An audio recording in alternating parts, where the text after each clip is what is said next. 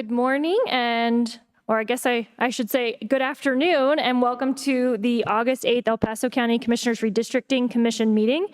My name is Carrie Geithner. I am the Vice Chair of the Commission and the Commissioner for Commissioner District 2.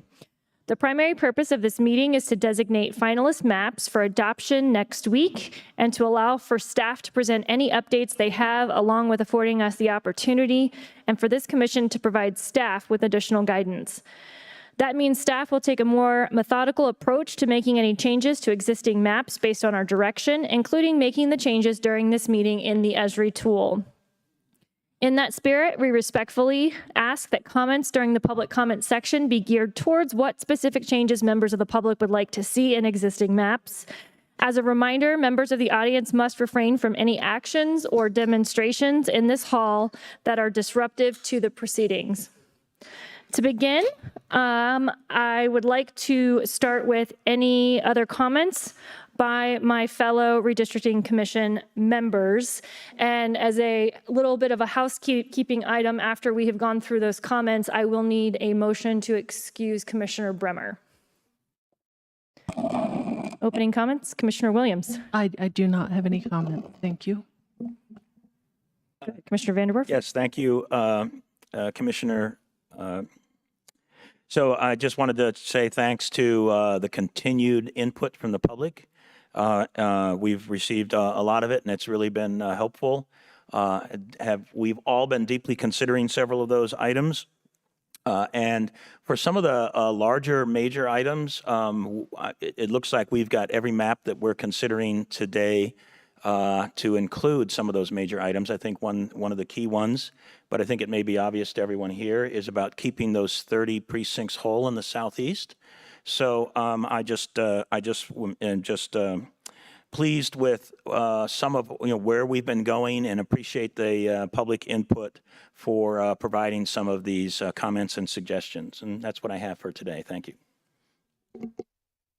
Okay, we've completed item 1, the opening remarks, so we are on to item 2. Item number 2 is general updates. Ryan Parcell, Government Affairs Executive Director. One moment. I move to excuse Commissioner Bremer. Thank you for that reminder. Do I have a second? Second. Okay, we will call the roll. Commissioner Williams. Aye. Commissioner Vanderwerf. Aye. Commissioner Gonzalez. Aye. And I will also vote aye, so the motion carries 4-0. And on to Mr. Parcell. Thank you. Good afternoon, everybody. And yeah, I wanted to say good morning too. So, all right, only a couple of these left to go. So for the public's interest, our final redistricting meeting will be 1 week from today, August 15th, 2023, at 1 p.m. here in the same location. It'll be at that meeting that this commission adopts the final new political lines for commissioner districts in El Paso County. So congratulations. I know that it's been a lot of work, not only for the commission, but for the members of the public who have been interested in this process during that. So the end is in sight. By our deadline status, obviously, all the previous deadlines have been met to this point. Today, August 8th, is the deadline for any additional plans for the Redistricting Commission.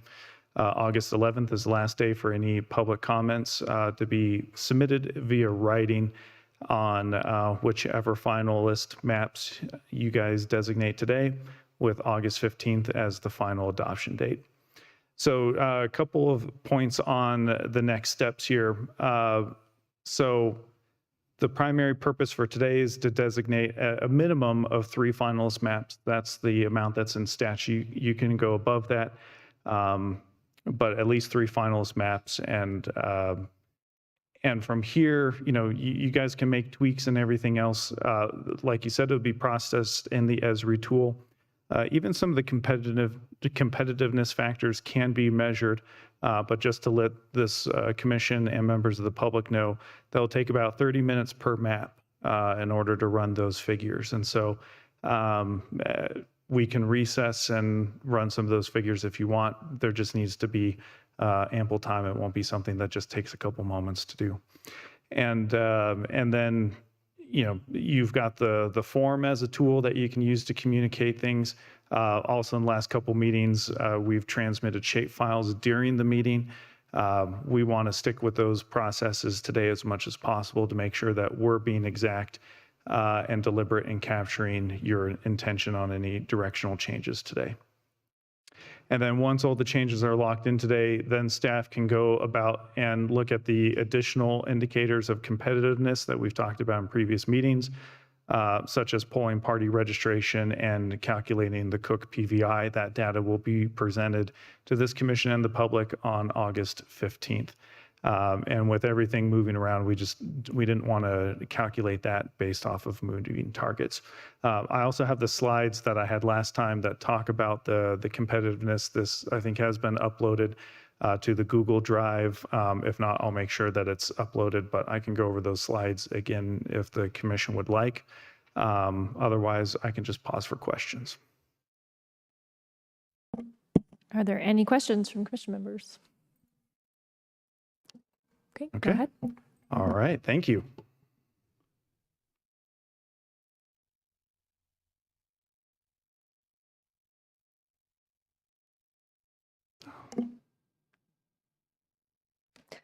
Okay, item 3. Item number 3 is the update on the creation of maps based on previous commission direction. Steve Schleicher, El Paso County Clerk and Recorder. Good afternoon, Commissioners. So today we're going to sit there and talk about the assignments that were assigned. What I also want to share is next week, also per the statute, we are required to provide a final report within 72 hours of adoption. So we're going to be working on that as well.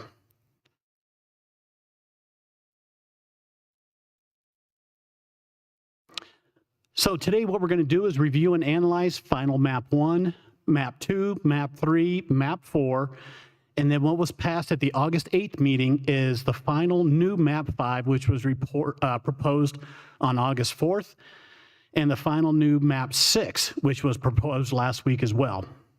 So here's final map 1, and I'll briefly go through this. This map was based on map 8, which was presented on July 10th at the Commission Redistricting Meeting.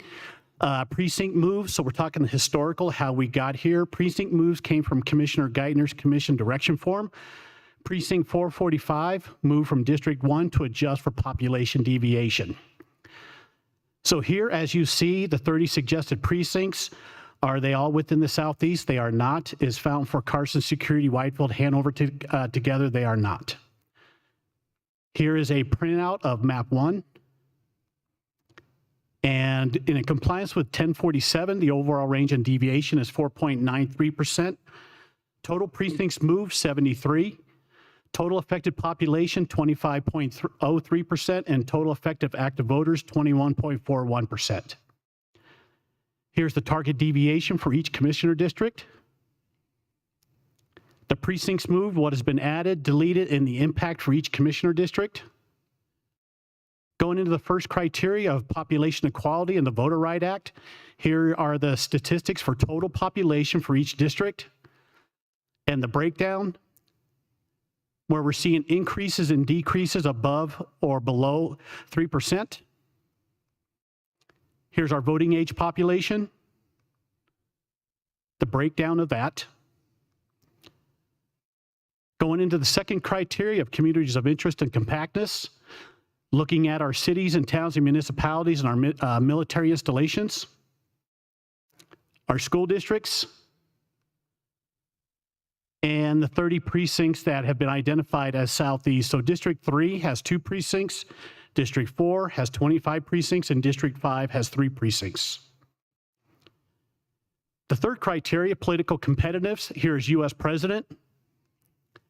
I went ahead and put those numbers in for everybody to make it easier as you can sit there and take a look of the increase or decrease in the Republican or Democrat vote.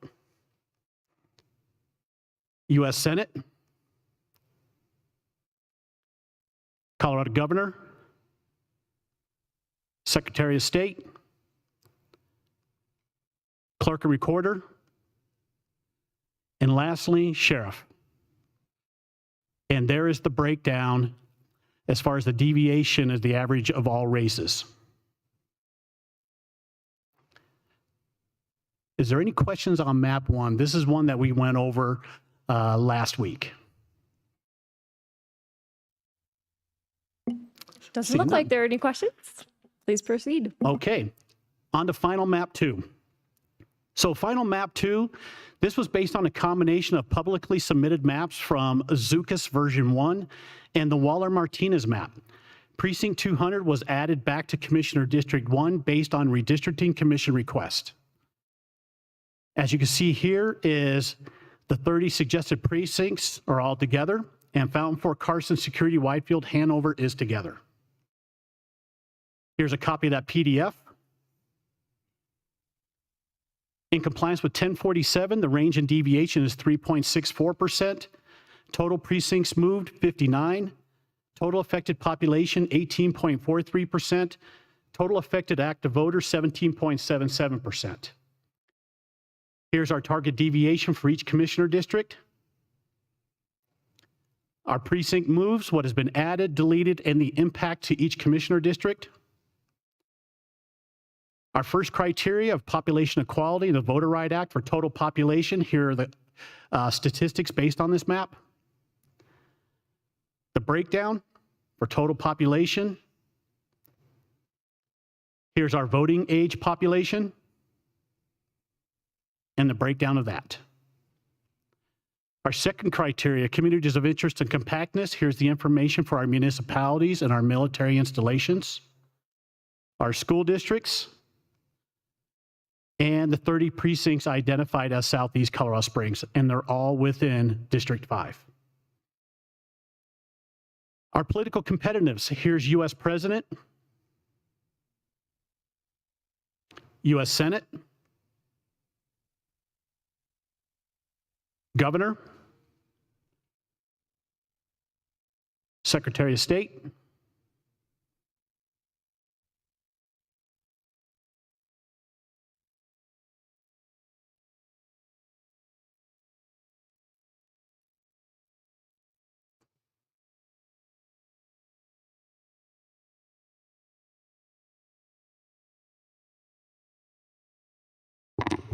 hey, Blake, I think I froze up.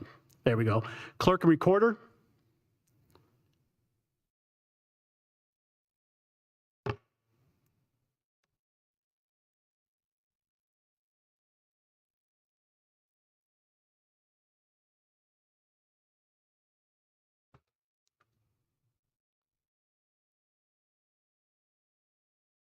Sorry, everyone. And El Paso County Sheriff.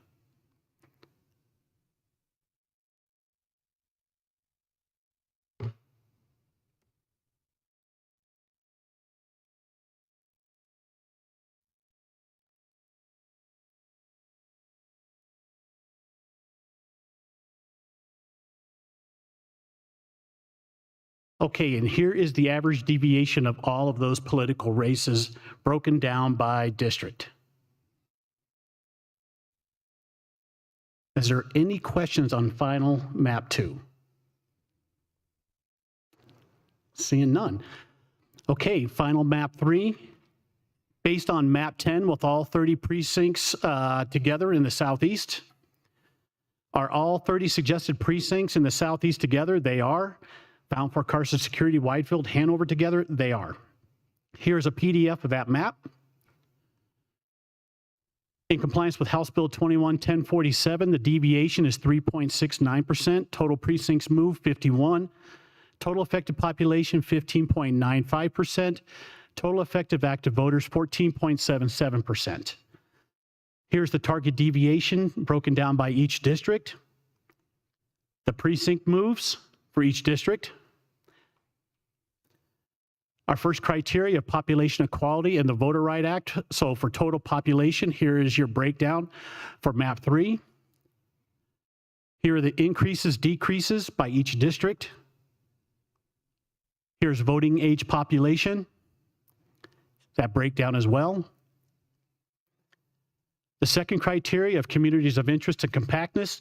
Here is our cities and towns and our military installations, school districts, and the 30 precincts identified as Southeast Colorado Springs, and all are within District 5. Our political competitiveness, here's U.S. President,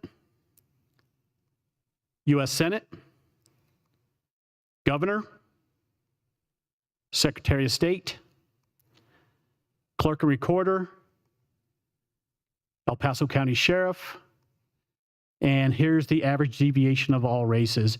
And as shared last week, is a deviation closest to 0 is most competitive. Are there any questions on map 3? I know we're re-summarizing these things. Okay, seeing none. So, final map 4. This is based on original map 4. We added precincts 169, 190, 615 to Commissioner District 5. Are all Southeast 30 suggested precincts in one district? They are. Found for Carson, Security, Whitefield, Hanover together? They are. There's the PDF. Overall range and deviation is 3.09%. Total precincts moved, 51. Total affected population is 15.8%. Total effective active voters, 14.7%. The breakdown of total population and target deviation by each commissioner district. Precincts moved, what has been added, deleted, and impact per district. Our Population Equality Voter Right Act, here's the information for total population based on map 4. Broken down statistically by each district. Voting age population. Communities of interest and compactness. Here are our municipalities, our military installations, school districts, and our 30 Southeast Colorado Springs precincts.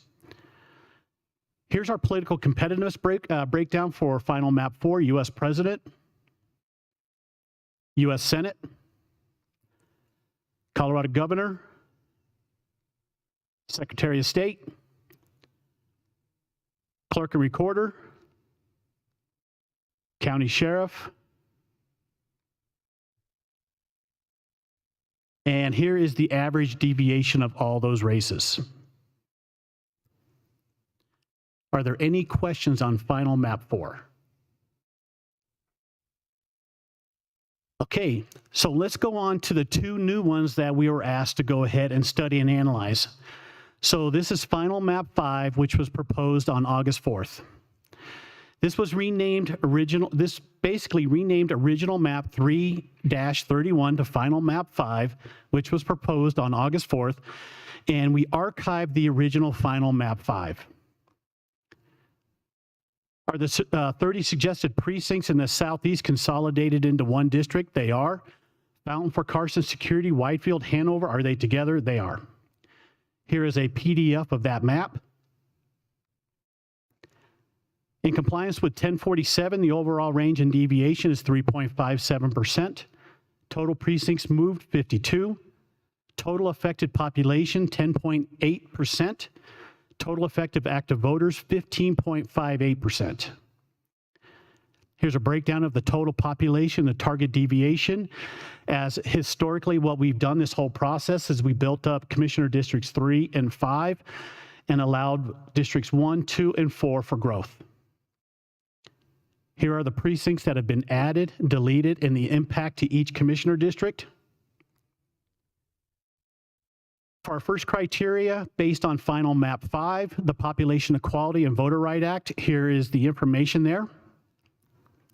And the breakdown is we are receiving 3.78% increase in white Caucasian in Commissioner District 4, an increase of 6.65% Hispanic or Latino in District 5, and a decrease of 8.86% white Caucasian in District 5. Here is our voting age population. And here we are seeing an increase of 3.18% white Caucasian in District 4, an increase of 4.05% Hispanic or Latino in District 5, and a decrease of 7.68% white Caucasian in District 5. Here's our communities of interest and compactness for our municipalities and our military installations. Our 17 different school districts. Our 30 precincts for the Southeast, all 30 precincts are within Commissioner District 5. Breaking down our third criteria of political competitiveness for final map 5, here is U.S. President, U.S. Senate, Colorado Governor, Secretary of State, Clerk and Recorder, County Sheriff, and here is a breakdown of the average deviation of all of those races. District 1, we're seeing 27.67% leaning Republican, 24.11% leaning Republican. District 3, 0.49% leaning Democrat. District 4, 11.99% leaning Republican. And in District 5, 7.78% leaning Democrat. And again, closer to zero is most competitive. Are there any questions on final map 5? Seeing none. On to our last final map, which is map 6, which was proposed on August 4th. This is based on the new final map 5 submitted in the same meeting. So are all 30 suggested precincts in the southeast together? They are. Fountain, Fort Carson, Security, Whitefield, Hanover, are they together? And they are. Here's a PDF copy of that map. So in compliance with 1047, the overall range and deviation for final map 6 is 4.05%. Total precincts moved is 54. Total affected population, 17.18%. Total effective active voters, 16.44%. A breakdown of our total population and target deviation. As shared many times before, we built up District 3, District 5, to allow 1, 2, and 4 for growth. Here are the precincts moved, what has been added, deleted, the impact for each commissioner district. Here's our Population Equality and Voter Right Act, final map 6 for total population. And what we are seeing here is a decrease of 3.06% Hispanic Latino in Commissioner District 4, an increase of 4.1% White Caucasian in District 4. In District 5, we are seeing an increase of 6.26% Hispanic or Latino, and a decrease of 8.35% White Caucasian in District 5 as well. Our voting age population, and what we are seeing is in District 4, an increase of 3.51% for voting age population, White Caucasian, an increase of 3.8% Hispanic or Latino in District 5, and a decrease of 7.17% White Caucasian in District 5. On to our second criteria, communities of interest and compactness. Here is a list of our municipalities and our military installations, our school districts, and our 30 southeast precincts, which 100% of them are in Commissioner District 5. Breaking down our third criteria, political competitiveness for final map 6, here's U.S. President, U.S. Senate, Colorado Governor, Secretary of State, Clerk and Recorder, County Sheriff. And what we are seeing is in District 1, 27.5% leaning Republican. District 2, 24.03% leaning Republican. District 3, 0.49% leaning Democrat. District 4, 12.6% leaning Republican. And District 5, 6.72% leaning Democrat. Are there any questions on final map 6? It does not appear that there are any questions. And Commissioners, that is the end of my presentation. Thank you so much. Absolutely. So we will move on to item 4. Item number 4 is public comment. 4A, the Redistricting Commission will afford up to 3 minutes for public comments addressing suggestions on specific maps the Commission should designate as finalists.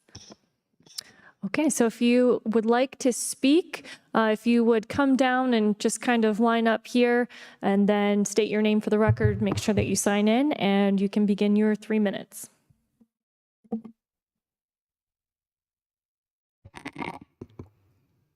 Okay, I'm Zuri Horowitz. I'm a District 3 resident. I'll speak quickly. It's great that 30 Southeast precincts are united in District 5, besides in Final Map 1, which should just be thrown out.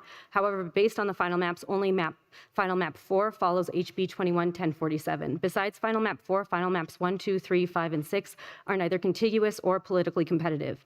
District 3 isn't contiguous in 5 out of the 6 maps because you have to get onto I-25 and go through District 1 to get to Monument and the Tri-Lakes. Why? There is a physical barrier between District 3 and Monument and Tri-Lakes. Blodgett Open Space, which is wilderness, and the Air Force Academy, which is in all of your, in District 1 and all the other maps. You cannot get to Monument and the Tri-Lakes through neighborhood streets on the west side. If these are contiguous maps, then you could argue that Castle Rock, Denver, Casper, or Albuquerque could be part of District 3. As you have heard over and over again from West Side residents, Monument isn't part of District 3. And this brings us to the second area where maps 1, 2, 3, 5, and 6 fail. Well, third for map 1. Political competitiveness. Putting Monument in the Tri-Lakes area in District 3 is gerrymandering, as there's no good reason to place Monument and the Tri-Lakes in District 3. We're left to conclude that the goal is to reduce political competitiveness. Last time a Dem came close to winning District 3 in 2016, you added pieces of the Tri-Lakes to District 3 in 2017. It looks like you're going back to your old playbook and planning to gerrymander District 3 for the second time in 6 years. There hasn't been a Dem elected in 50 years, so that tells us something about the political competitiveness of our current districts.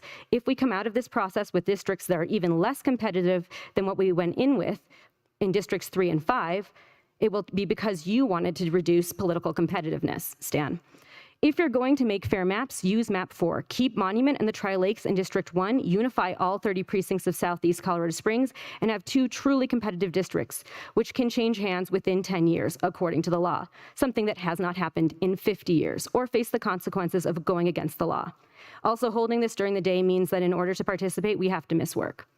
And I'd like to just show you with maps 5 and 6. See, If you can just make sure that you're speaking into the microphone so we can capture all your comments for the record, please. as you can see, you have to drive into District 1 in order to get to the rest of District 3. And I'm not going through the wilderness to get there. So just an FYI. All right, bye.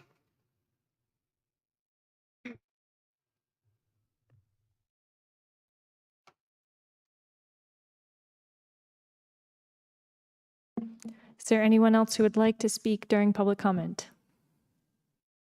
Again, if you'll just state your name for the record, make sure you sign in and you can begin your 3 minutes.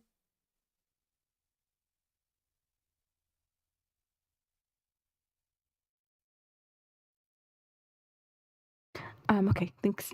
Good afternoon, El Paso County Commission members. My name is Naida Benitez. I'm an organizer in the local immigrant community, and thank you for the chance to speak on the proposed county commissioner districts. So I immigrated to Colorado Springs from South Central Mexico when I was 7. And since then, I grew up here in El Paso County, specifically Southeast Colorado Springs. And today, my family continues to reside here. So some of the maps that were formerly proposed are concerning. Unfortunately, some of the Latinx communities and communities of color were divided in inequitable ways. And as the person who previously spoke before me shared, I'm concerned that gerrymandering will continue. That's why I am here to share my support for maps 2 and 4. And I do want to acknowledge and thank you all for being open to including changes proposed by the community in these maps. And so lastly, I'll end with urging you all to continue supporting maps 2 and 4 and to ensure that these redistricting maps don't divide communities of color in the Springs and in other parts of El Paso County. Thank you so much for your time.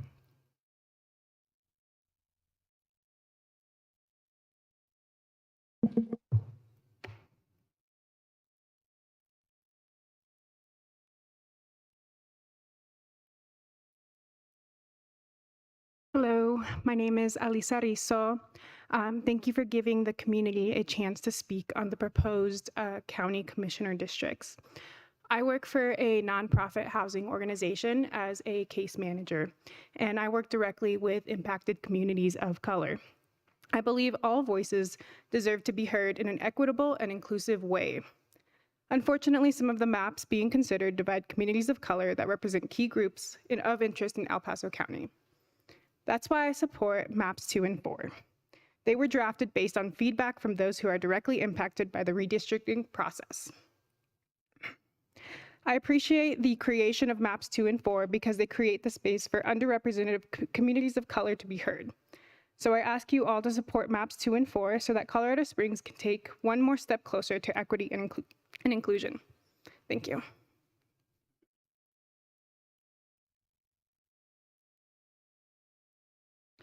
Good morning, or good afternoon, I should say, huh?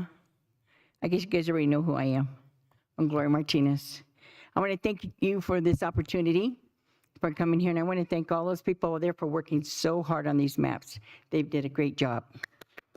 I am also here for 2 and 4. You missed me last time because I was out on a trip. Anyway, I am not really sure that monuments should be included in there, but some of you have a little bit more expertise than I am, but I am appreciative of what you've done already to include some of the Hispanic and the Black communities that you have. Some of my colleagues have worked really hard in their presentations to you to include what we wanted, as we've lived here, like myself, 45 years. So we hope you understand where we're going with that. So I'm not here to beat you up on it because you've already been beat up. But the one thing I do want to tell you is that my feelings do get hurt. Yes, we are Latinos together. Yes, we all grew up together. I'm a military wife, military mom, grew up with no color in a little town in Sugar City, Colorado. And so I don't see that, and I don't like seeing that. Yes, my colleagues have been upset about it came out. Yes, we do have people who are pushing that, and yes, we will respect that. But don't push it back on us and say that we were not being respectful, because we were. My son, who is the colonel of the National Guard, I don't push his rank on me, and he don't push my rank on him. I'm a retired. I was commissioned as an honorary command sergeant major because of all the work I did at Fort Carson. So I'm just telling you, we are not here to beat you up. We're here to support you. We're here. I have to go to, my kids don't have to go to school, my grandkids with them. I've been blessed. My granddaughter's here today to watch grandma do her thing. So I'm just telling you, don't get your feelings hurt. Hey, life goes on. At least we're not saying the ugly words. So my colleagues did say some ugly words past, and we did scold them for it. So I'm just saying, I think you've done a great job. I'm talking to you like a grandma and a mom, and I think you've done great. And this is a hard job. You wouldn't have taken this elected position if you didn't want it. And I'm hoping to see the future. I'm going to get a little bit of emptiness syndrome because I won't be seeing you guys that much anymore. But I do plan to come to your meetings and stay more active as a retired person. I like you know, I'm a retired teacher, but I represent now 9,500 family members, which I'll meet about 2,000 of them on Saturday for the family picnic. So wish me luck, man, because as president, ooh, that's a lot of Hispanics in one place. So thank you very much, and I wish you the best and have a rest of a great summer.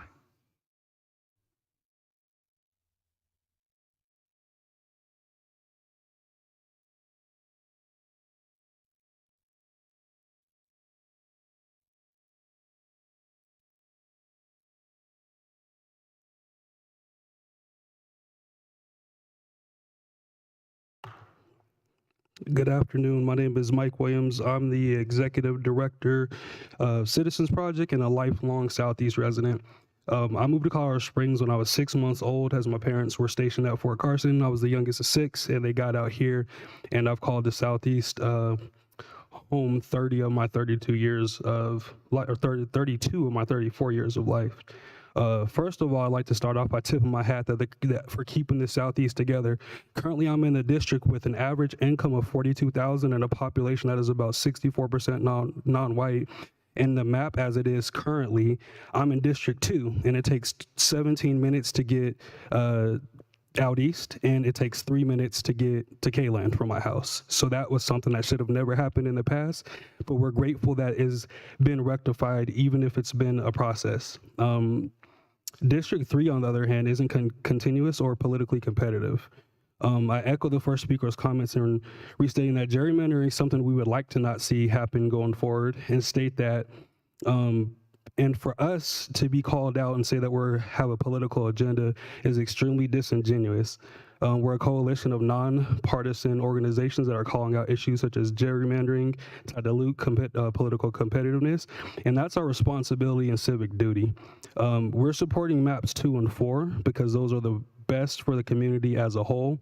And we would encourage these meetings to take place at a time where more people in the community have the time to understand what is going on, and they don't have to take off of work to come learn what's happening, and that they can participate more fully. Thank you in advance for your time, and I hope that you guys take a sincere look at maps 2 and 4 for final consideration.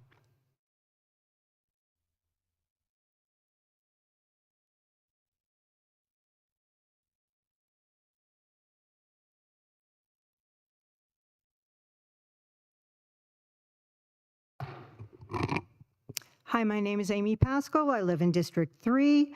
I am here again to discuss the issue of monument in District 3. Several of the maps propose putting even more of monument into District 3 than current. Monument has little in common with Manitou Springs. It's not even travelable from Manitou Springs without leaving the district. These two towns do share a wilderness-urban interface, well, sort of. Monument is actually east of this interface and has a completely different fire protection district from Colorado Springs. Further, in the 17 years I lived in Monument, the only fire that had significant danger of entering Monument was the Black Forest fire. I believe Monument has more in common on this issue with Black Forest than Manitou Springs. And frankly, the only reason I see for putting Monument in District 3 is to reduce its political competitiveness. Commissioners, please don't dilute the political competitiveness of District 3. Don't be afraid of even the chance that a non-Republican or two could sit on this commission. You would survive hearing the voices that are different than yours. In fact, it would be good for Colorado Springs and for El Paso County. Do the right thing and create the most competitive map possible. I also support maps 2 and 4. I would like to express my support for those. I would also like to take an opportunity to thank the Elections Department, because I know they have been working very hard to support this process, and they've been knocking it out of the park like they always do. Thank you.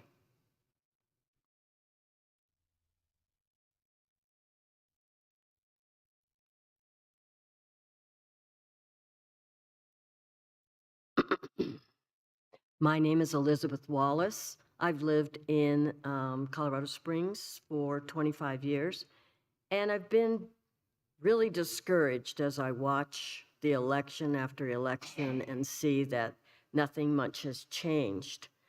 I am heartened by seeing this process, even though it's messy.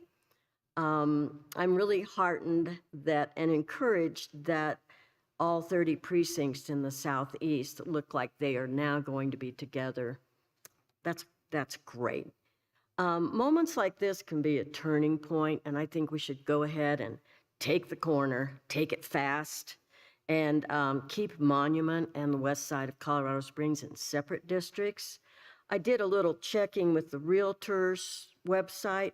Monument median income is $102,000. Their average income per family is $125,000. The average income for Old Colorado City, which is not, of course, all of West Side, but its representative is $57,000. I believe that these two communities are very different, even though they do share some qualities. And as other people have said, you can't get from one to the other unless you are hiking Bob. And even he might have trouble getting through the Air Force Academy. So I would encourage you to go with either map 2 or map 4. And I want to thank you for your efforts. I know this has been difficult, and but very informative and interesting. I hope that you will all consider these 2 maps that don't look so gerrymandered. Thank you.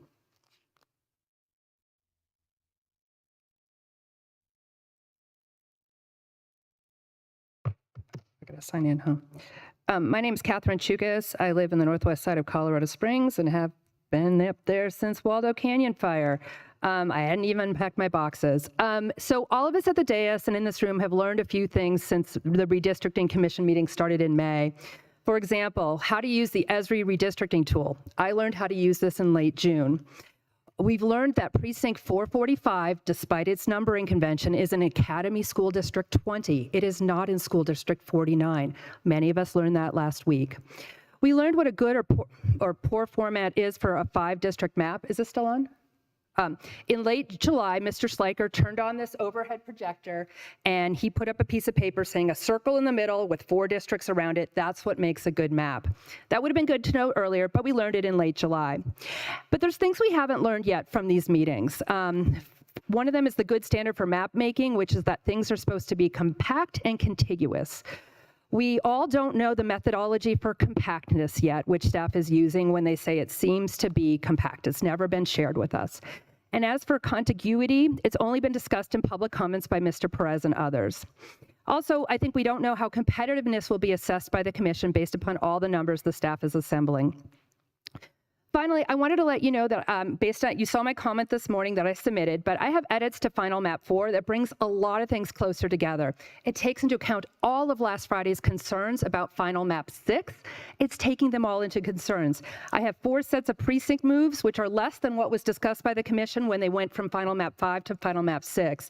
They are repopulating CC4 after shifting around 3 Cimarron Hills precincts to CC2. It's moving CC5 further east by bringing CC1 into the East Library area near Academy and Union. I'm swapping 2 precincts, 445 and 219, which are Academy District 20 precincts, putting them back with the rest of Academy District 20. There's some typos about Final Map 5 about that already. Again, 445 is an Academy District 20 precinct. I also move CC5 further east, and I make the boundary Murray Boulevard between CC4 and CC5. Again, there was a desire by Commissioner Bremer to keep moving CC5 north and east. And then I had a couple like 2 little ones. So again, I've got this in a format that's useful for your forms, should you want it. I also have an image of it, should you want that. I also have a shapefile that exists. But again, I submitted all of this via public comment as a PDF earlier today. Again, I believe what they do is they are making things better than what commissioners were looking at in Final Map 6. They had some wishes about what they wanted as changes to Final Map 6. I've got 4 sets of edits to Final Map 4 that do that, as well as do a lot of other great things, which I outlined in my memo this morning. Anyway, that's what I had to say. Thank you.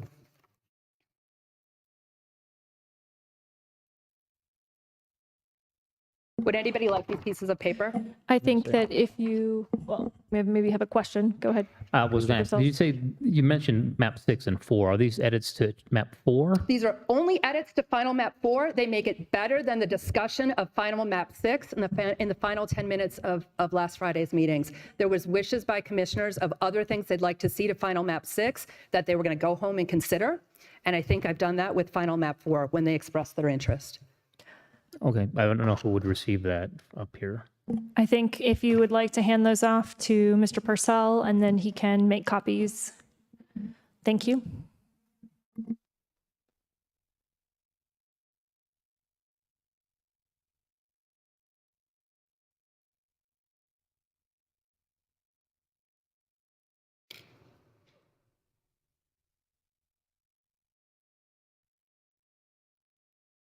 Hi there, my name is LJ Scott. I'm sorry, I do stutter on occasion.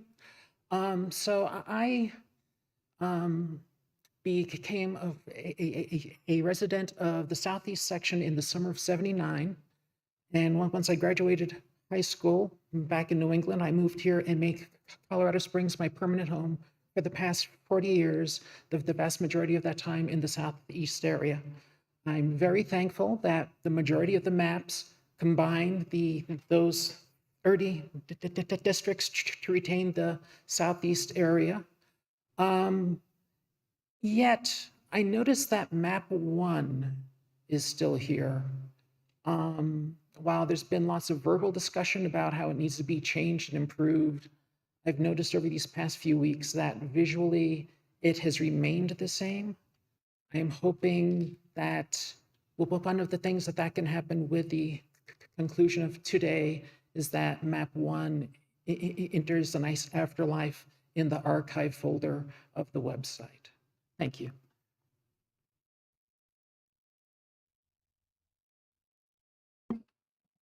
Do we have anyone else here to speak during public comment? And do we have anyone online? Do have one person online. I don't see anyone else here in person. So if we could go ahead and get that person online.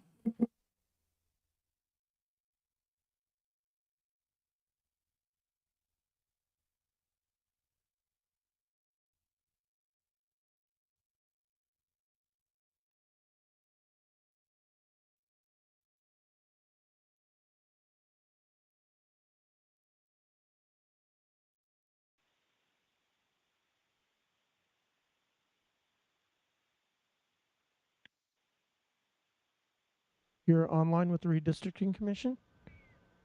Thanks very much. You're online with the Redistricting Commission? Thank you. Can you hear me? Thanks very much. We can hear you. If you would please state your name, and then you have 3 minutes. Thank you. We can hear you. If you would please state your name, and then you have 3 minutes. Thank you very much. This is Judith Rice. If you would please state your name, and then you have 3 minutes. Thank you very much. If you could please mute the sound from the meeting on whatever device you are watching it. We are experiencing an echo. Thank you. I heard that too. This is Judith Rice Jones. I'm a 40-plus resident of Colorado Springs, and I'd like to say I appreciate the opportunity. I also want to say that I very much appreciate the assistance that I've gotten from staff and all of the excellent material that they've provided. I'm particularly pleased that Southeast is finally in one district. That's been a sore point in Colorado Springs for a very long time. So I think that's a wonderful positive. As an educator for over 40 years, I'm just seeing an opportunity missed for not appointing an independent commission when I see how many people have so quickly learned so much about using Esri and gotten into the opportunity and seen all of the issues involved with redistricting. And I think had it been an independent commission, it could have educated a whole lot more people, which I think is always a benefit for us. In particular, I like the current map number 4 with one exception. As one active in historic preservation in the time that I've been here, I think I know a great deal about the history of our communities, and I see very little commonalities between monuments and the West Side in terms of their history and present citizens. Appreciate the person who included the information about income, for example. So I'd ask you to reconsider the inclusion of monuments in map 4. And again, I just think that's an opportunity missed when I see how much people learned. I'd like to particularly call out June Waller, with whom I serve in the League of Women Voters, who really fantastic efforts to learn Esri to the point that she could be involved with creating a map. And I think there would have been an opportunity for more people to get equally involved. But thank you for this opportunity. Bye. Okay, so I'll just do one final check here. If we have anyone else who would like to speak during public comment. Final check here. If we have anyone else who would like to speak during public comment.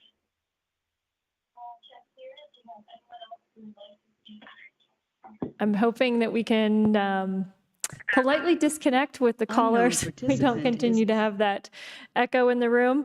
It looks like we have completed item 4 and we are moving to item 5. Item number 5, Redistricting Commission members publicly deliberate regarding the designation of finalist maps, including making final adjustments to maps under consideration.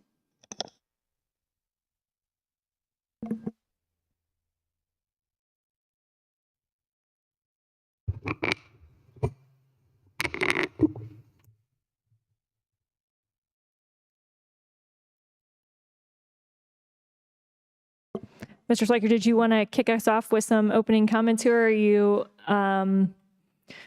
just waiting for direction on tweaks to the maps? Sure, commissioners. In fact, right now, we've got some really good maps that have culminated. I think we started off, and if Ryan could correct me, I think we put together a total of 25 maps through this process. And as each one has morphed into another. But looking at things, I feel we have a lot to move forward with. So to share with you, we're ready to do what we did last week. If we need to go ahead and pull up the Esri tool to move precincts, to download shape files, things like that, we're ready to go. Okay, thank you. Commissioner Van der Werf, did you want to kick us off? Yes, thank you. I actually just wanted to comment to some of the testimony today, but before I do that, I would just like to welcome once again Senator Tony Exum, who I believe is up in the back there. Thank you for being here. And with that in mind, but also with regard to all of those who have testified, many of you who have been here many, many times, I just want to continue to express my appreciation for the time and effort that you've put into this. For the testimony that was provided today, I just feel that there were some comments that were either not factually correct or were not necessarily applicable to our criteria. Having said that, I do want to express my appreciation for everybody that testified today being polite. In my mind, that makes you a well-regarded person that testified. So I deeply appreciate the manner in which your testimony was presented today. And I can't remember which one of you mentioned it, but I'm also friends with Hiking Bob, so I know exactly who you were referring to when you mentioned that. So thank you for that. With regard to the documentation, the modification off of Final Map 4, I do have an interest in taking a look at that here in depth. I'm not quite sure how we're going to proceed with that and see what it comes up with, but maybe we'll come down to trying to figure out what that map ends up looking like. But I don't have any specific recommendations for any of the maps at this point. And as the other commissioners provide comments and input, I may want to reserve the opportunity to provide that going forward. So those are my comments. It was primarily to thank those that testified today and to say hello to Senator Exum. Thank you. Commissioner Gonzalez. Thank you, Madam Chair. And so I just wanted a general comment, and then I'll comment on the MAP 4 request. I did want to, I don't want to really say correct, but this came up a couple times, statements a couple of times on when we previously did a redistricting and we moved, I don't know if it was 2 precincts from District 1 and the north side into District 3. That has been referenced a couple times as gerrymandering. I want to remind people that that last redistricting, districts 5, 4, and 3 needed to gain population. So it was absolutely reasonable that a District 1, which was overpopulated, or District 2, but District 2 does not connect to District 3, would need to give up population to go into District 3. So it absolutely made sense. We can argue whether there's other locations that could have made sense, but people were like, well, you need to move District 5 into District 3. Well, District 5 needed population those years ago. And somebody could say, well, you could move District 4. Well, District 4 needed population at that last one. So it was absolutely reasonable, not gerrymandering, to move precincts from District 1 into District 4 during that last redistricting process. So I said it before, so I wanted to highlight that. In terms of the map, I'm more than happy to make a guidance, as it looks like Commissioner Van der Werf is as well, to have these resident submitted changes to map 4 be looked at. Thank you. Commissioner Williams. Yes, thank you, Madam Chairman. I am okay with making these precinct changes to map 4. I certainly, when it gets time to move a map forward, would not be willing to move map 1 forward unless we had significant changes. That's it.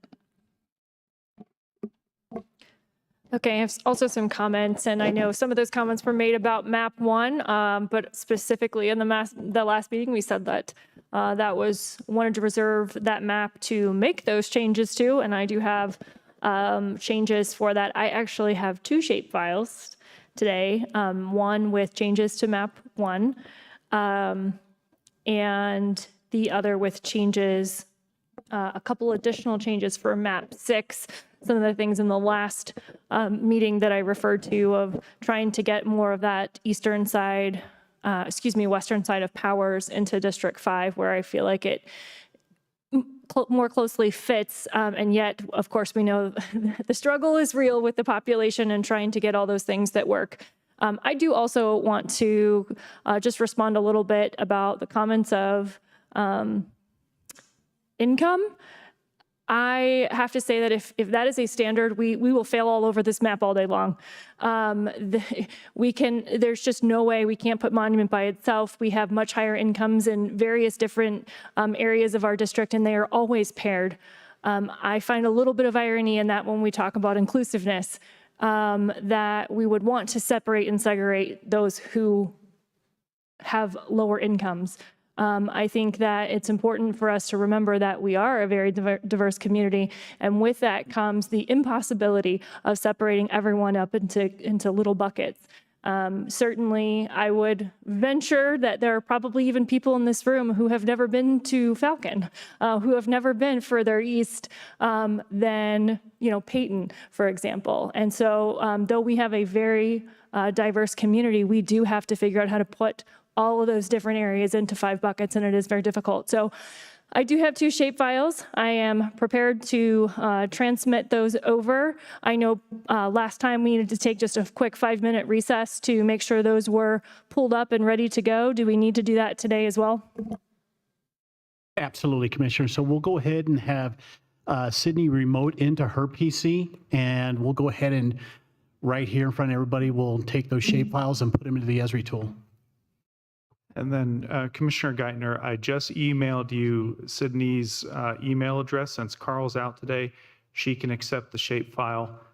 So I sent that to your email, so there's no confusion how to spell names or anything like that. I appreciate that. So I am endeavoring to work through that right now. And then once I submit it, is that when you would want to go ahead and take that recess? I'm just trying to make sure I've got the...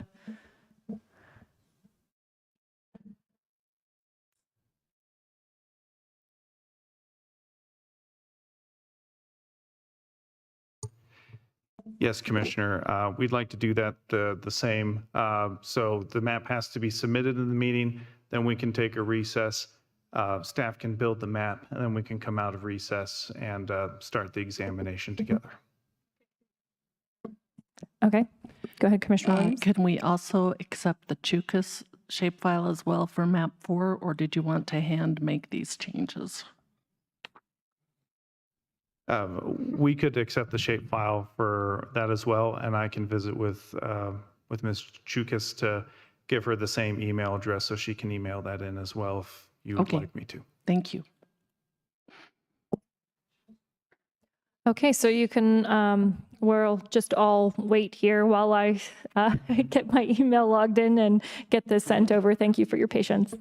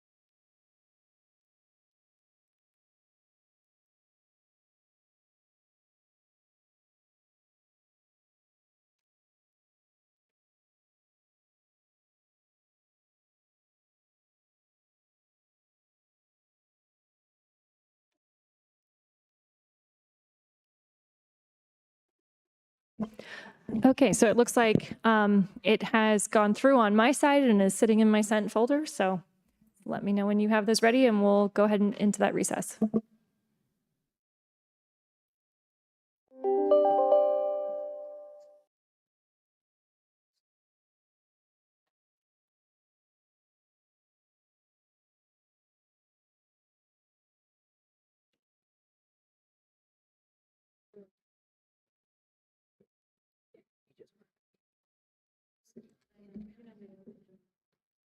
I mean, I can also.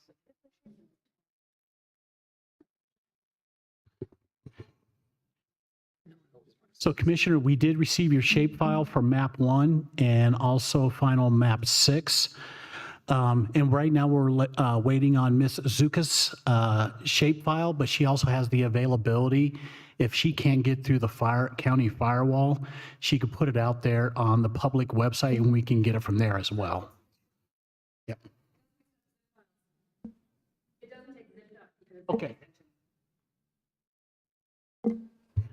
But if you want to go into recess, Commissioner, we're good to go. Okay, so we will take a brief recess to get this up and displayed. Thank you.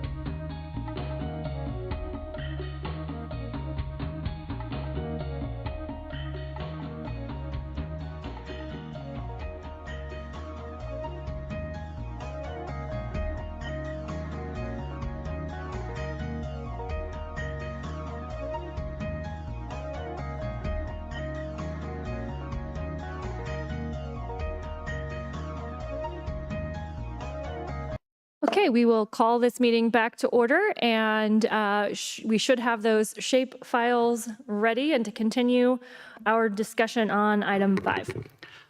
Okay, so commissioners, what you're looking at here right now is the shape file for map 1.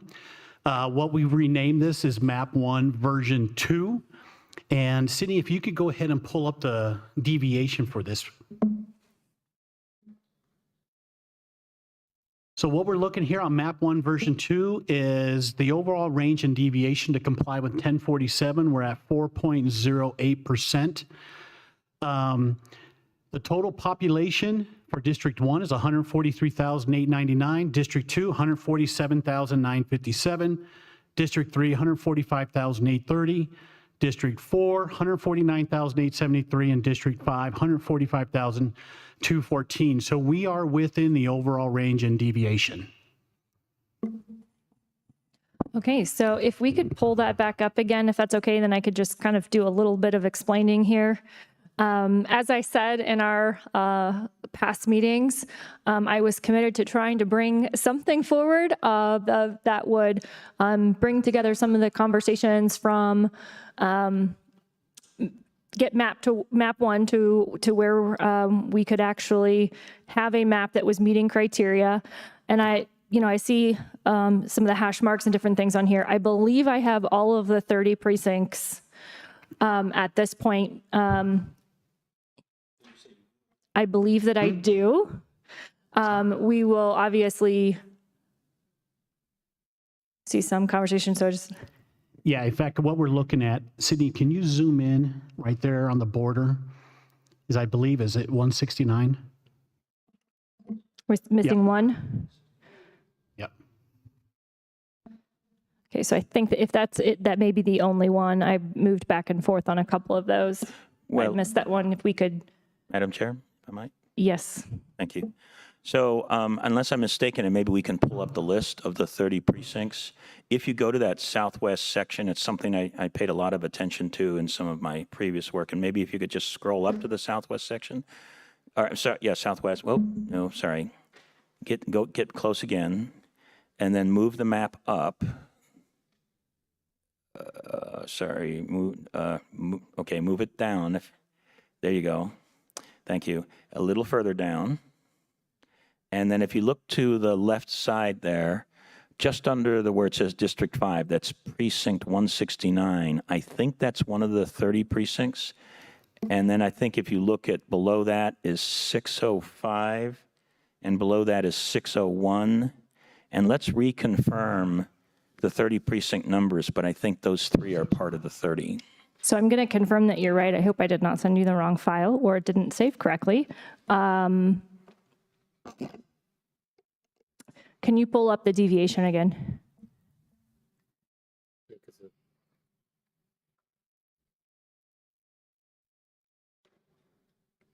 If you add District 4, it's going to push it over if you got to add another precinct or 2. Yeah, so I think what actually happened is I made some changes and moves that I don't think were saved on that, so I apologize. I was having a little bit of connectivity issue when I was working on it, and it looks like some of those didn't save. So can we go to 6 and we can come back on this one?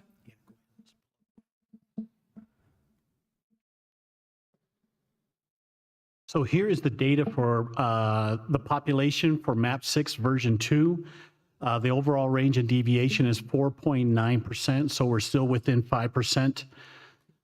District 1, the total population based on this version is 147,004 in District 1. District 2, 146,815.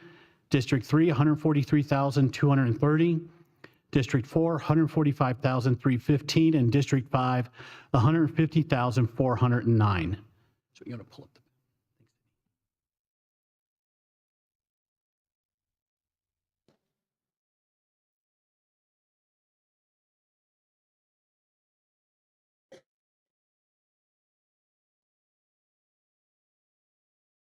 And here is that map.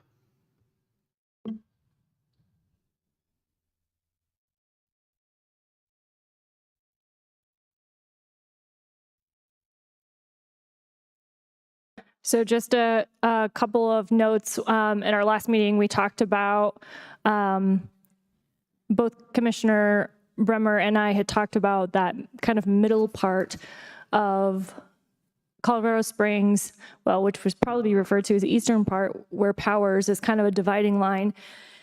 And our desire to bring as much of that community in as possible to keep that together in District 5. Of course, we really struggled population-wise. I was able to make a few moves and get a little more of that in that I think is good. So there were just a couple of different moves to balance those things out on this, but the moves on this one were much more minimal, and so you can just see there's just a few there. So I don't really have anything else on this one. I think that in order to facilitate the most transparency on these maps, since we cannot make changes moving forward from today, my suggestion would be that we let the staff go ahead and take a look at providing the analysis that's missing on these that would give us a more apples to apples comparison that we've talked about. Again, because we will have public comment after this, and that will be kind of our final chance for the changes on that. I think that Commissioner Williams and maybe Commissioner Gonzalez both asked to see some of those changes on 4, and do you guys have that to pull up as well? We do. I also wanted to share with the commissioners and also with the public that these maps have been uploaded to the Google Drive. So my staff member who is currently not here is remoting in from home, and we got those out on the Google Drive for all to see. Okay, great. And Commissioner Gonzalez has a question or comment. Could you zoom out, please? So it's hard to tell on this map. So the eastern part, is that a precinct split, which I'm okay with? That was never for me, a thing that would stop anything on the far east. The furthest east, where we're lining up. I actually like this a lot because it better splits up the district. The furthest right, is that it? We're good. Yeah. Those are two distinct above and below 94? Yeah, that is a split. So it's a split. Okay, so I want to highlight that before we go for discussions. And I have never, in any of my discussions, I know some people had issues with that. I never had that as an issue. And in this case, it would be splitting up perfect, 94 above, 94 below. A lot of times when I go out there and I talk to people and they're asking me about roads, and I was like, well, how far east or how far west on Judge Orr are you? Because, and I'm describing, I was like, well, my district goes between 94 and 24, and depending where you're at, it's this and that, whatever. So I actually do like that a lot. And I personally would be okay with that one precinct being split because of the way it's bisected by the 94. Thank you. Would you all like to see map 4, the changes to the Zucas map? I think Commissioner Vanderwerf has a Yes. comment first. Thank you, Madam Vice Chair. If we could go actually kind of the interface between District 3 and, there we go. So there's an area in the Rock Rimmon area and then an area in the Broadmoor area. And I appreciate deeply what's being attempted here, but I'm not so sure I'm a huge fan of that, of either of those. So I'll just offer that as a suggestion for further consideration on this map 6V2.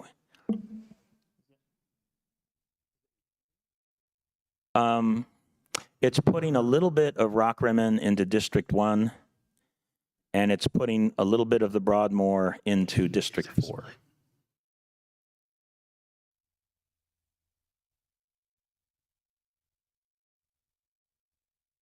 .206 and 226 are definitely Rock Rimmon area. Rimmon. Yep. So that's done for population balance. To be, one of the things as I was going and balancing, as we all know, here's what I would say on this particular map is there is nothing that is perfect. I certainly gave up some of the things that I would like to see in my district, and some things that I don't think are ideal because of population base. I would ask just for entertaining that, we're all going to be more aware and of the individual things and districts that we spend more time in. But there is no map that is perfect. So in order to get a little bit closer in my district, yes, I had to look at some different population divisions. So I would ask for, I don't know how we'll end up on this, but I would ask for just the entertainment of taking some time to look at this, putting it in the format, and considering whether or not when we look at the map as a whole, it still is able to accomplish more rather than less as we compare it with the other maps. Madam Chair, if I looked at the numbers, actually District 3 was under and District 1 was a couple hundred above. If the concern here is 206 and 226, it may not. It may still stay within the math if you were to give those two back to District 3. That may be a worthwhile consideration. I think the point you're making is you see the math. The average district size is about 146,000, and District 3 is 3,000 below that. And we really actually want it to be overpopulated from the average instead of underpopulated. And District 1 would go down. So it might be worthwhile. So his major concern here may work out. Doing an exercise here to put 206 and 226 back into 3 and see what happens.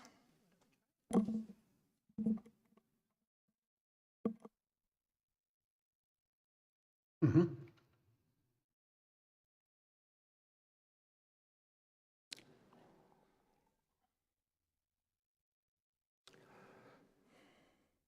Okay, you want to run the report?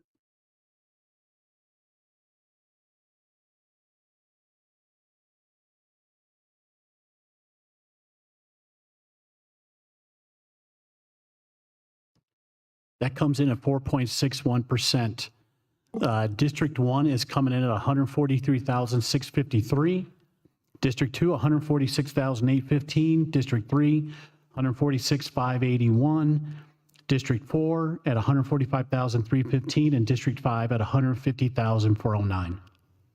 Okay, so that worked out. So I know you were going to say, do we want to bring up map 4? Is that the next direction for the commission? Do we want to see that shapefile that was brought up? If you could do that for us. Absolutely. Yep, Madam Vice Chair, if I could just talk about the last map. So I still remain having concerns about the splitting up of the Broadmoor, but I am perfectly fine. We're all trying to figure out how to do this well. The idea of letting the staff run the numbers on it and see where it ends up looking, I'm going to be okay with that. But I still have concerns about 724 and 725. I just wanted you to be aware of that. But if you will, if you take I'll just make this point. District 3 is still actually just slightly overpopulated. It's only 26 overpopulated. And District 4, in some of the other maps, we've considered, like if you take a look at District 1, it's underpopulated 2,900. District 4 is underpopulated only 1,200. So there's the possibility of moving one or more of these from District 4 back into District 3 and making those numbers look a little bit better, where we get a more substantial overpopulation of District 3 and we get a little bit more substantial underpopulation of District 4. So that's just still a possible consideration. So, Commissioner, District 4 has a total population of, Precinct 724, 1,388. And Precinct 725, the total population is 2,895. That's huge. Yep. I think it'll take 4 down a little too much. 4,000. Yeah, it'll take it down 4,000, and that's big. So I would recommend that let's, since I think it looks like we're likely to get to a place of asking staff to work on both this one and 4, that would give us a place to kind of land, look at all that information. We could still come back and if we can identify 1 or 2 precincts based on that population number after we get through that recess would even give us some time to further work on that. And it would still be easy, I think, to, with 1 precinct move, recalculate anything that we need to get that full picture. Would you be amenable to that, Commissioner Vanderwerf, of moving forward kind of on those? And then if we need to take a closer look and tweak 1 or 2. I'm fine with moving forward with the map as is, see where the numbers play out. We just may need, if we end up making this as our main consideration or down to bottom 2 or something like that, we might still need to just work a little bit on those numbers. I agree, and I think that there's also still the possibility of moving forward a map original 6 and this one and getting down the road and being able to look at them both in the future, especially since I know we have 1 commissioner unavailable today. So I think we're moving on to 4. Okay.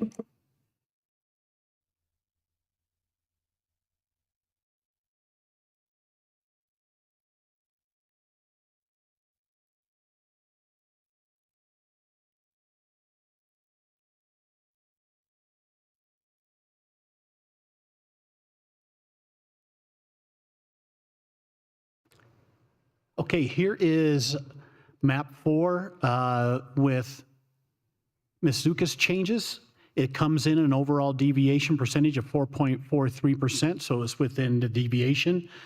District 1 is 149,627.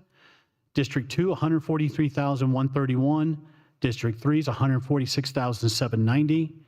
District 4, 144,860, and District 5, 148,365.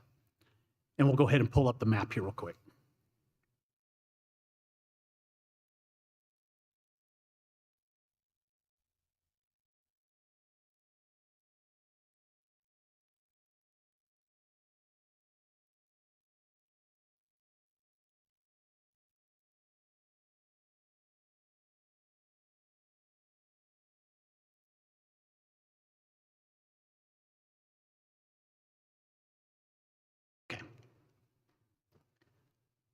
So here is the map with Ms. Zuka's changes.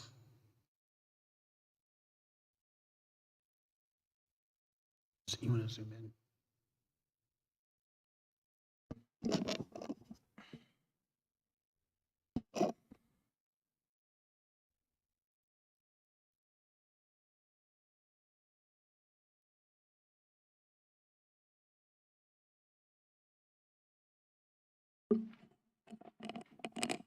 I think I'd like to see the numbers run on this map as well,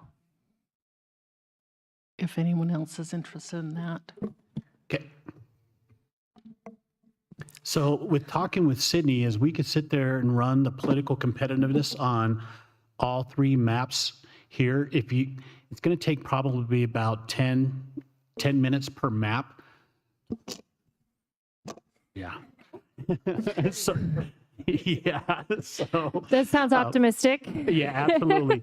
But if you want to sit there and go on recess, we could do 1 map and then come back, discuss that. We could do another map, however you want to do it, Madam Vice Chair. I'll just ask for the feelings of the commission. Do we want to do 1 map and come back and then do another map and come back? Do we want to just ask them to do the 2 maps and come back after that entire block of time? What is the preference of the commission? Madam Chair, Vice Chair, I might recommend we kind of do them as a block and we have 1 break. And I have some comments to this map as well, if I could offer them. Sure. Thank you. Right.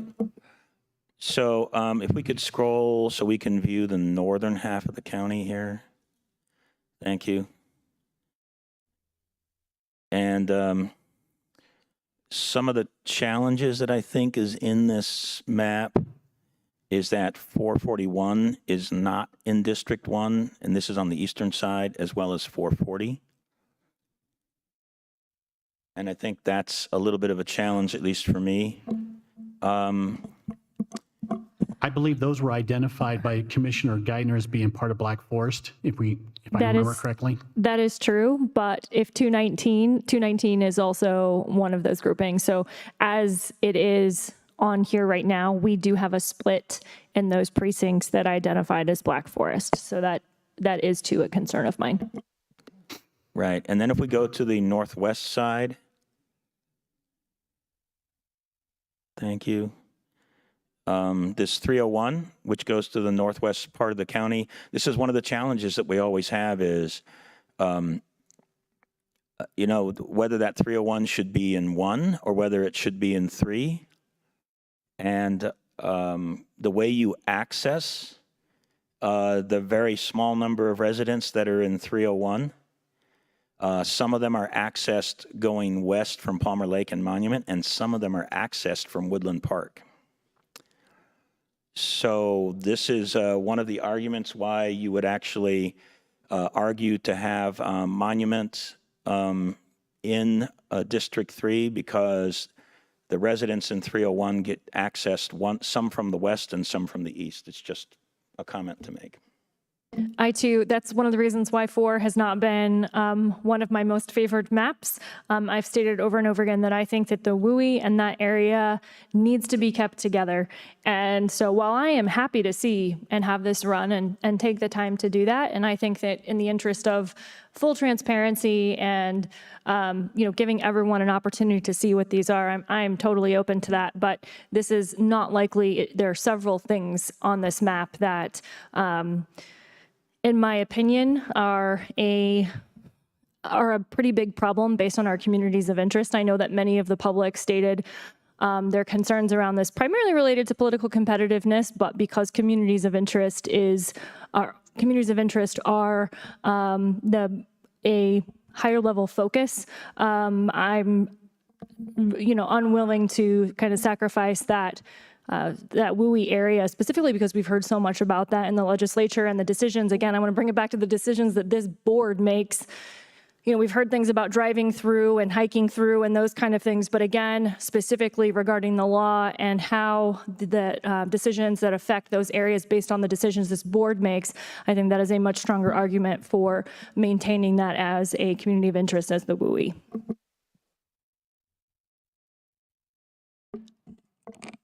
Commissioner Gonzalez, are you leaning against it too? I think several of us had issues last week and almost dropped this map. But again, we did have some residents that had recommended looking at a variation of district or map 4. So I'm more than comfortable having the analysis so that we can look. But I do see some issues here that, again, we had and discussed last week. But again, I think we did have some resident input about district or map 4. So let's take a look at it. I think if we're already seeing issues, I don't know as if there is a reason to keep looking at it if we don't feel that it can get the full support to move forward. So I think maybe let's just run the analysis for the 6.2. Is that what we're calling it? So Sydney, if you could pull up map 6 version 2, for us to run this analysis, we're going to have to make a couple changes here, commissioners, which are we have split precincts and we cannot run an analysis on split precincts. So with your permission, as we sit there and take a look, is if we could sit there and make those precincts whole. And that one that we're talking about is the one that Commissioner Gonzalez brought up, which includes a Yoder. I think that, we want to get to a point where we can do that. So I'm comfortable with that. I don't think that precinct is particularly populated. So I'm not certain that we'll see too much detriment in the map. And so I would also say 94 is a very, very clean and recognized boundary in the eastern area. And so it is very unfortunate that it is that way. But nonetheless, that is the current situation with precincts. And if you would agree, taking a look at this precinct is we have to make a decision of going from District 2 to District 4 or 4 to 2. And I would recommend going from District 2 to District 4. I'm fine with that. Okay. I'm fine with that as well. And I think to Commissioner Geithner's point, it'll probably have very small numbers differences. Thank you. And I think we're just doing this for analysis purposes. Oops, that's going the wrong But way. we could still split it, understanding it would make very, very, very, very minor change to an overall. Did you recommend going from District 2 to District 4 because you're going from District 4 to District 2 with this change? From District 2 to District 4, because District 4 was at 144,000. Okay, but so you want to actually increase District 4? Correct. Then we're doing it the wrong way. Yep. You're actually taking away from District 4. So we need to go the other direction. Thank you.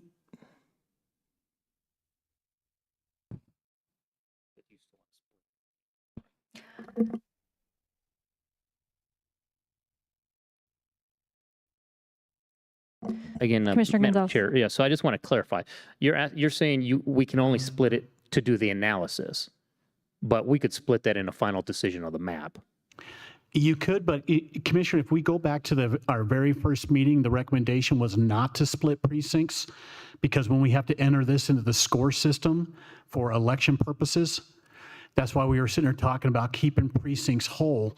And that's what we shared with the public as well, is as we work our maps and get to the final maps, is keep your precincts whole and move them that way.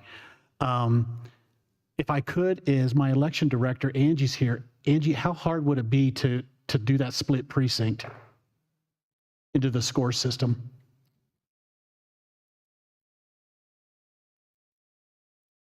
Hi. So since we have ballot certification coming up in a couple weeks, we would not be able to do this process until the November election is certified at the state level, which will probably be the end of November, if not the first week of December.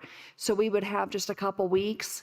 The parties need this information as early as possible because they're planning their caucuses and precincts, and it affects, especially if we split a precinct into two different commissioner districts, if there's any candidates that are wanting to run in those districts. So we have to get it done immediately. So that's why, because of the presidential primary in March, we ask that we not split precincts in the short amount of time. Again, it's a recommendation. I get it. This is a change for the next decade. So I'm just, I mean, is it cannot be done, or is it could be done, but it would take some work. We're talking about one precinct, but it makes a lot of sense.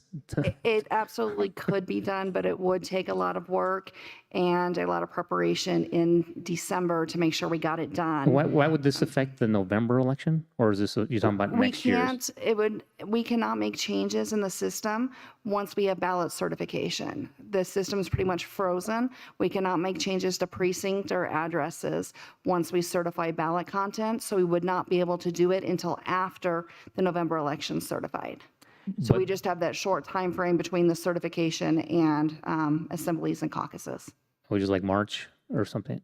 They would probably need it. I think they're doing their caucuses right after the March primary. I'm not sure about their assemblies. Okay, So we would want it done in the December timeframe. So it is doable. Okay, thank you. Can we just look at the population of that precinct really quickly? I think we have that somewhere, It's probably pretty small. I would guess. If I could, Madam Vice Chair, the challenge is if we do this here, there's others that it would make sense to do as well. I could point out a few others that make no sense the way they are presently. So the population is 2,248 for that precinct. Gosh, that's pretty big. So, okay. Well, I think we don't have to make that decision now for discussion. Yes, for discussion purposes and clarification, I think there are answers to that. I think we said we would put the entire precinct in 2 for the analysis portion. It sounds like there is still quite a few concerns with map 4. And so it sounds like Commissioner Williams has withdrawn her desire to see that get a full analysis. Unless there's an objection to that, then I think that we will take the break to get that on the version 2 of map 6. And I will check out my shapefile for 1 and figure out what happened in that situation. When we come back, we can address whether or not we can move forward with that one. So. Okay, so commissioners, we will sit there and run the political analysis for map 6 version 2.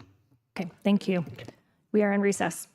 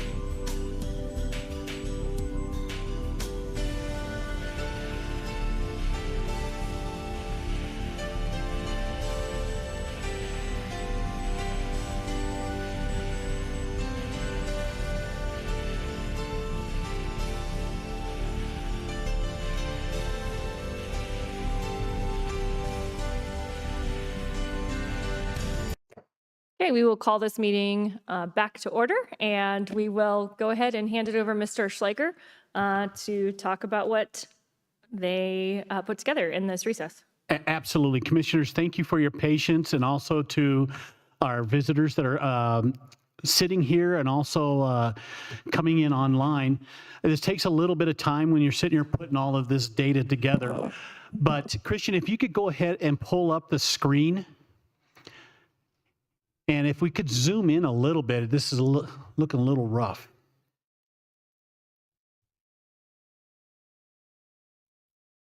Thank you, sir. Okay, so what has been handed out and copies provided to everybody is basically the political breakdown for this map. And what we will sit there and do is, if you take a look at the different columns that we're looking at, is the far right column is deviation from current. What that means is, what is the deviation from our current commissioner districts when it comes to political competitiveness?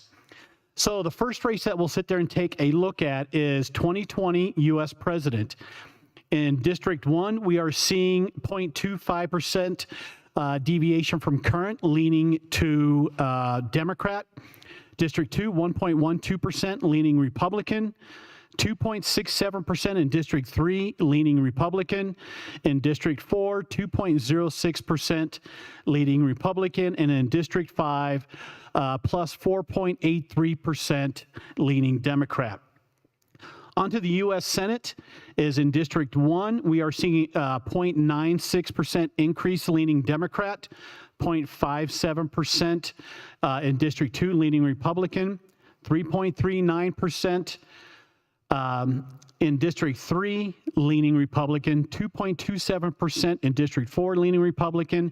And in District 5, 4.51%, leaning Democrat. On to Colorado Governor. District 1 is seeing a 0.58% leaning Democrat. District 2, 0.39% leaning Republican. District 3, 3.25% leaning Republican. District 4 is 2.05% leading Republican. District 5, an increase of 4.33% leading Democrat. Secretary of State. District 1, 0.75% leaning Democrat. District 2, 0.55% leading Republican. District 3, 3.28% leading Republican. District 4, 2.18% leading Republican. District 5, 4.49% leaning Democrat. Going all the way down to the bottom, when we're sitting here looking at clerk and recorder to stay in the same order that we've always done, is in District 1, we're seeing a 0.80% increase leaning Democrat. 1% in District 2, leaning Republican. 3.34% in District 3, leaning Republican. 2.56% in District 4, leaning Republican. And 5.71% in District 5, leaning Democrat. Lastly, El Paso County Sheriff in District 1, 0.78% leaning Democrat. 0.77% in District 2, leaning Republican. District 3, 3.16% leaning Republican. District 4, 1.91% leaning Republican. And District 5, 4.42% leaning Democrat. The average deviation of all of these races together is in District 1, we're looking at 27.12% leaning Republican. District 2, 24.48% leaning Republican.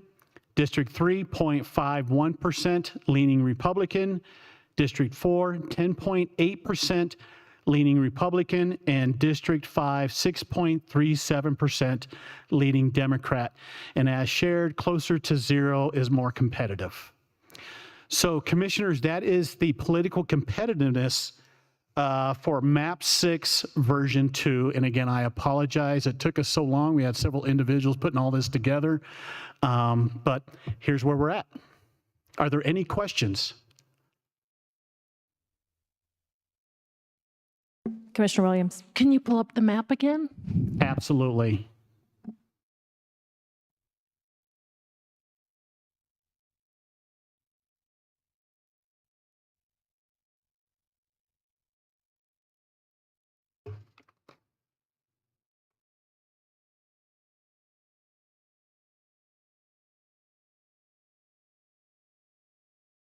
Wait, hey, Christian, can you zoom out, please, sir?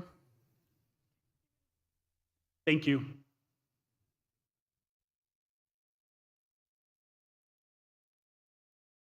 Okay, here you go, Commissioner. This is map 6, version 2.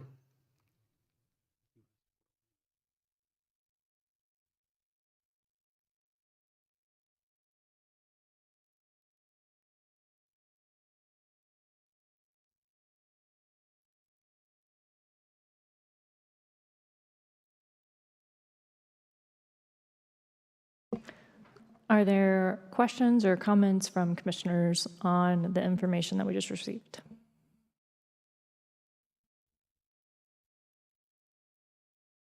Commissioner Vanderwerf? Yes, thank you.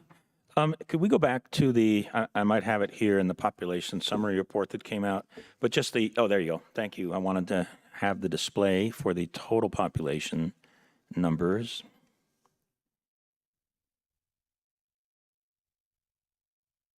And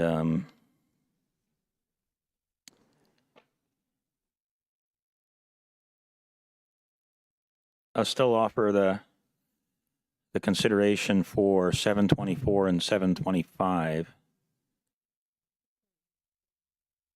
being in District 3 instead of District 4. And I think the two of them together, I think if I heard right, represented about 4,000 voters or something like that. Okay, so 720. If you look on the screen, you'll see it. It's 724 is 1,388 voters. And 723 is 2,800. no, it's it would be 725 would be the second one. Oh, 2,895. So you're looking about 4,000 voters. About 4,000 voters. 4,000 total population, not Right. voters. And I don't know what it would do with regard to the numbers, but I'll tell you, if you're just looking like, we know that District 3 and District 5 are the ones that we need to have overpopulated. And right now, District 3 is still actually underpopulated just by 26, but. And I would make the argument, though, Commissioner Vanderwerf, I know that it's been a discussion and as a extra, but it is not part of our criteria. So just to keep that in mind that, you know, as we look to do that, that is not one of the things that we are responsible for as this commission. So I don't think that it's a problem if we don't get to that because, again, it's not part of our legal criteria. So just keep in mind. Thank you. I appreciate that. Can I make one comment on that as well? Yes, please. Yeah. There was still discussion. This was done for analytic purposes. There was still discussion of potentially splitting that precinct out east, which would reduce District 4 by another 12 or 1,200 maybe or something. Actually, I think what we were doing was we moved. Oh, I see what you're saying. So they made that right. So precinct, which I don't recall the number. If I recall, it was 2,000 and something in population. So if we were to, I mean, I'm not sure exactly what it would do in the half, but it would, you know, potentially be, you know, another 1,000 away from District 4. Yeah, Commissioner, the total population for precinct 560 is 2,248. Right, and I don't know if it'd be half, but if you were to split that, you'd probably lose another 1,000 from District 4. So whereas I'm only down 100, it would probably, unless you want to do it right now on the map to split it, that population change would decrease. Mine wouldn't increase District 3, but it would decrease District 4 by probably 1,000-ish.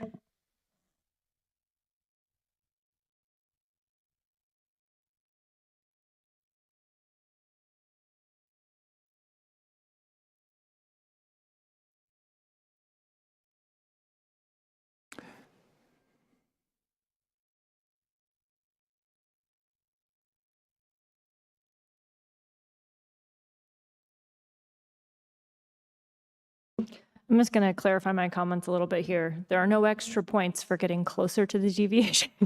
There are no extra points. That's why I'm trying to just emphasize the criteria that we have, because the criteria that we have is already so difficult to meet. I'm just saying there's no extra points for being at 2% deviation versus 5, or, we want to remain obviously compliant with the law, but I'm just trying, in a situation where we're all making very, very difficult decisions, just try and keep us focused on that criteria. Right, and but this does, again, it almost like what I said, 1,100, it looks different. So it does put me down, which is a benefit if we do end up splitting that. To be honest, my interest there, as I've talked about all along, as the only person on this commission who lives in an unincorporated area, we've talked about a lot over time, how do we make sure that the folks that are in those areas that are most impacted by county decisions, if you're in the city, land use doesn't affect you, roads aren't going to affect you, all of those things. So I do have an interest in trying, if we can't keep that entire, unincorporated eastern rural area together so that their votes are not diluted, what I don't want to do is have a smaller area carved off. So try to, connect it to an area that has similar interests. So that's, having a split like that is ideal, but certainly I think it could go either way, and I'm open to either one of those directions. But just as a reference for, again, let's make sure we're doing all we can by our unincorporated residents, particularly those who are in those rural areas.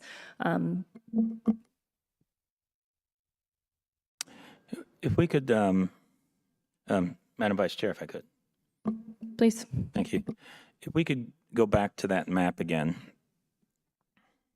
And, well, actually, maybe just ask another question. So we've done the numbers on this, but did we have another map that you had submitted as well, Commissioner? So we ended up taking 4 out of that consideration at this point. I do have a new shapefile for map 1. Had some technical difficulties previously, so I am still willing to submit that here and have that work done in the interest of having a different map that I would just say has a lot of compromises in it.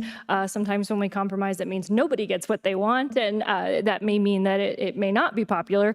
Nonetheless, because we are looking for finalist maps, and I really do think having a variety of options to compare is important, I would still be willing to submit that to be looked at as well. Thank you. I just wanted to, I don't know where that one would end up landing. I was somewhat intrigued by it because there was the obvious consideration here is getting these 30 precincts to be whole in a district. And so we've been running off of different deviations for those 30 being in District 5. And I think that one was offering a possible solution for all of them being in District 4. And that was kind of the main reason, because I had tried to do that with a map previously and couldn't get myself there. So I just am still, frankly, intrigued by the possibility of how to do that in District 4. But that was the main reason why I had a main interest in it. Sure, and as I stated, that was my main interest as well, is that looking at those 30 precincts that we know that is a huge population number. And so we kind of have ended up with very similar maps with that all being in 5, which could mean that, that's the way to go. But in the interest of having something different and exploring that, I do have that. I can submit that shapefile now.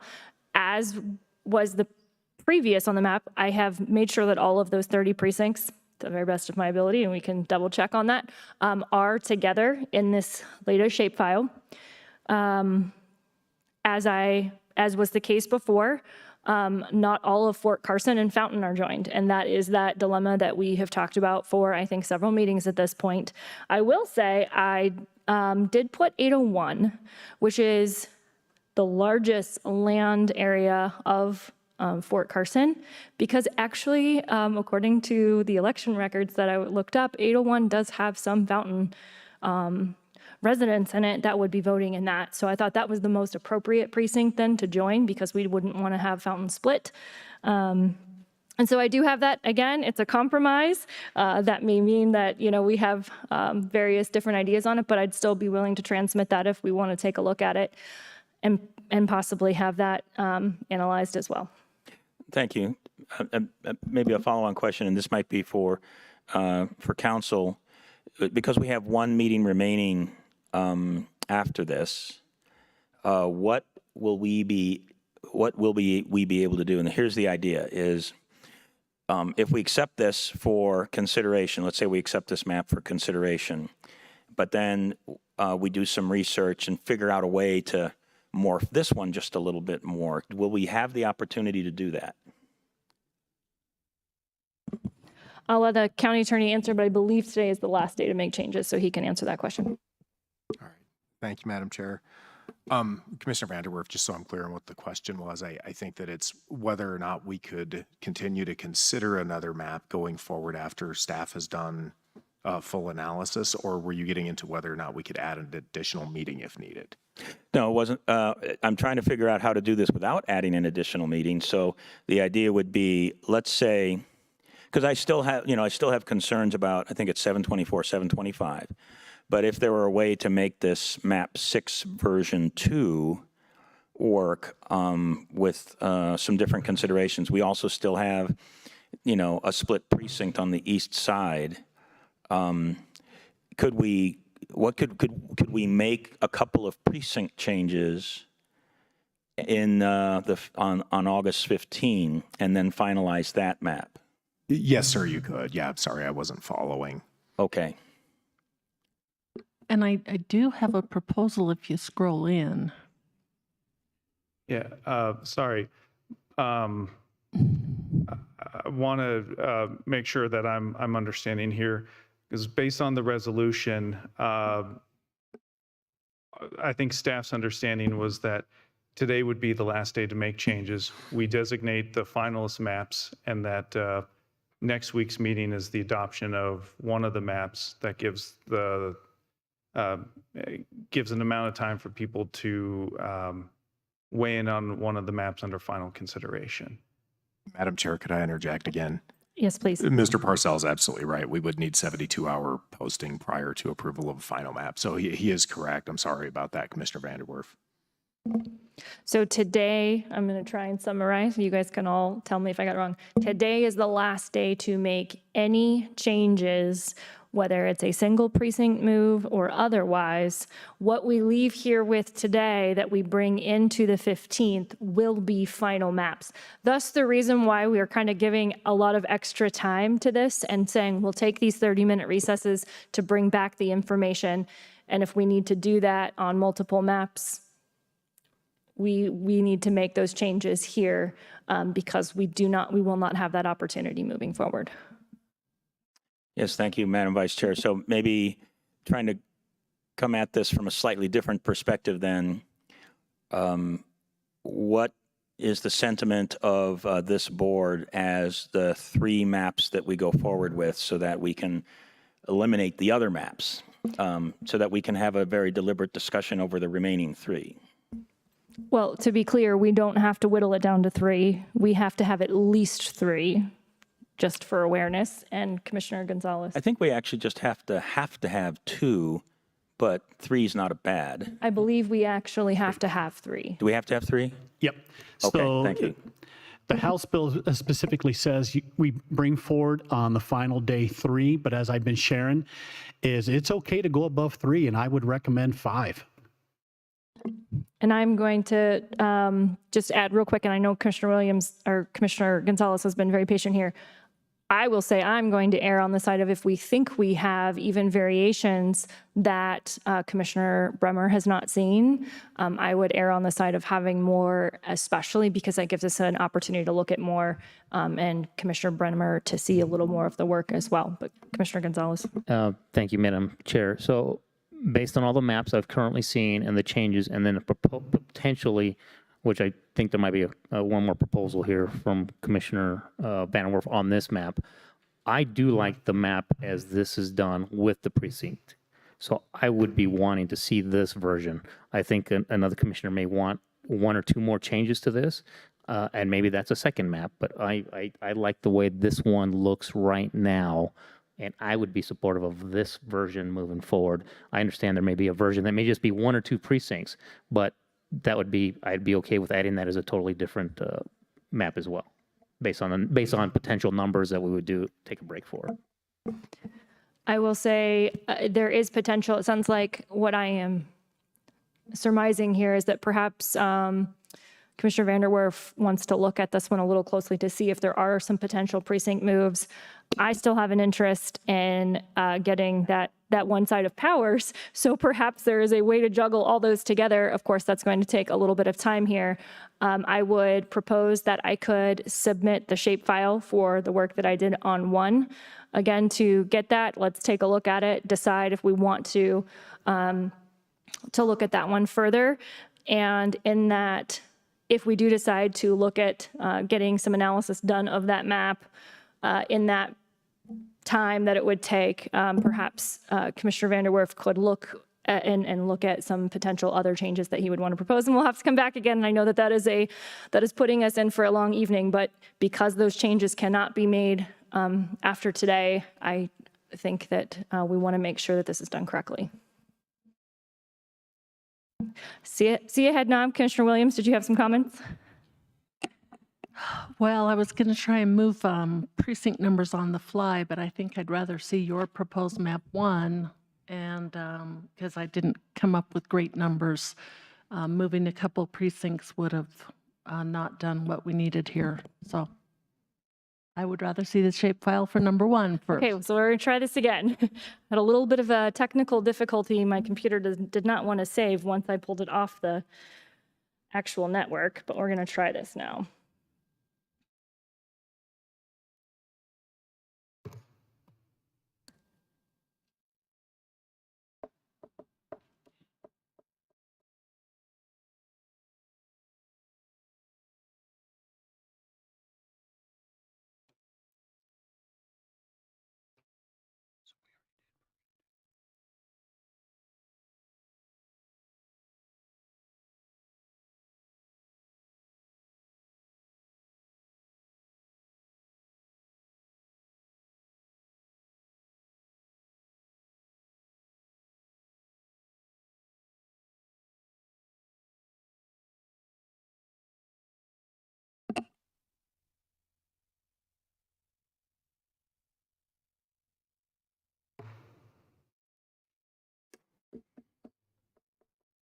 And you know, all of my resources. Oops.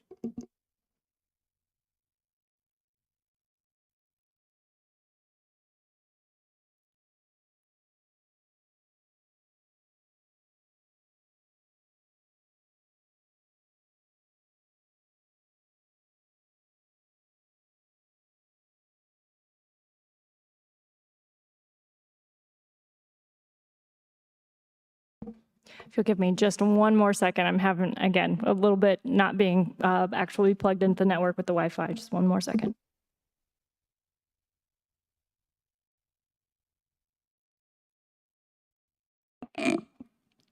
So Clerk Schleicher, can you, while she's sending that file, could you move over to those 2 precincts in the Broadmoor so we can look in at that a little closer?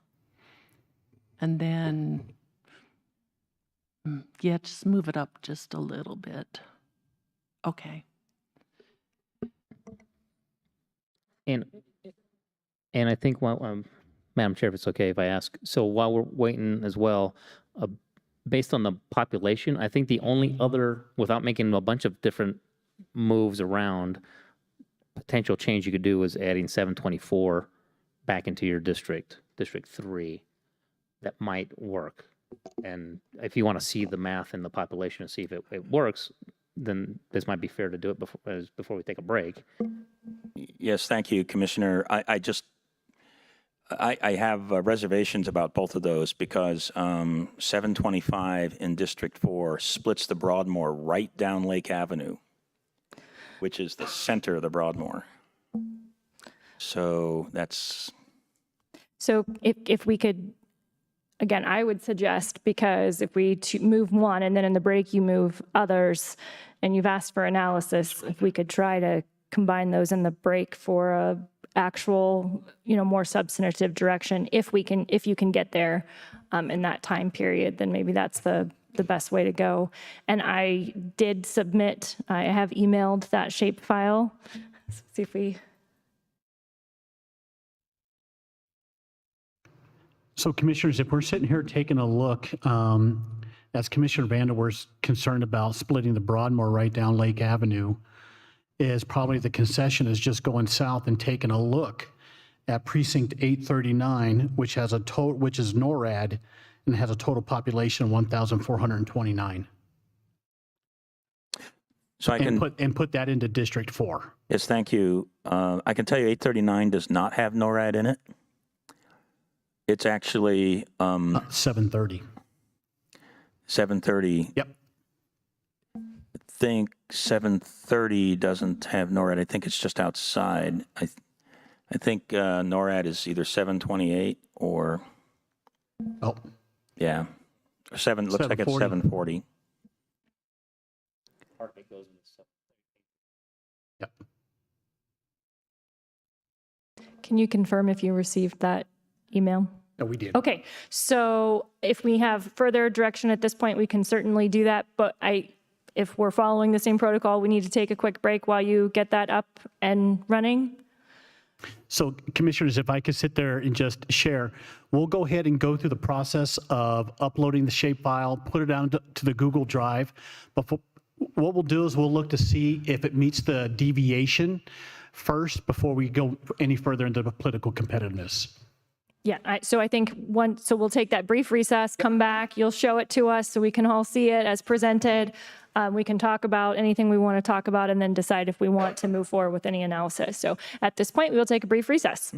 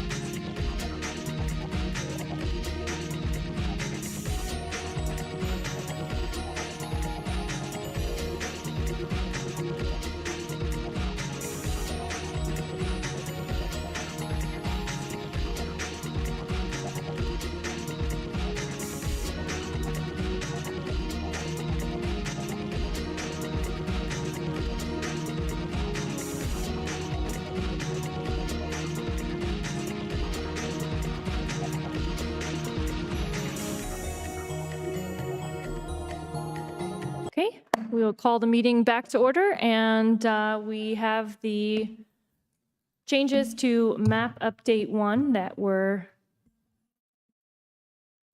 the shapefile that was uploaded. So whenever you are ready, please go ahead and show us what you've got.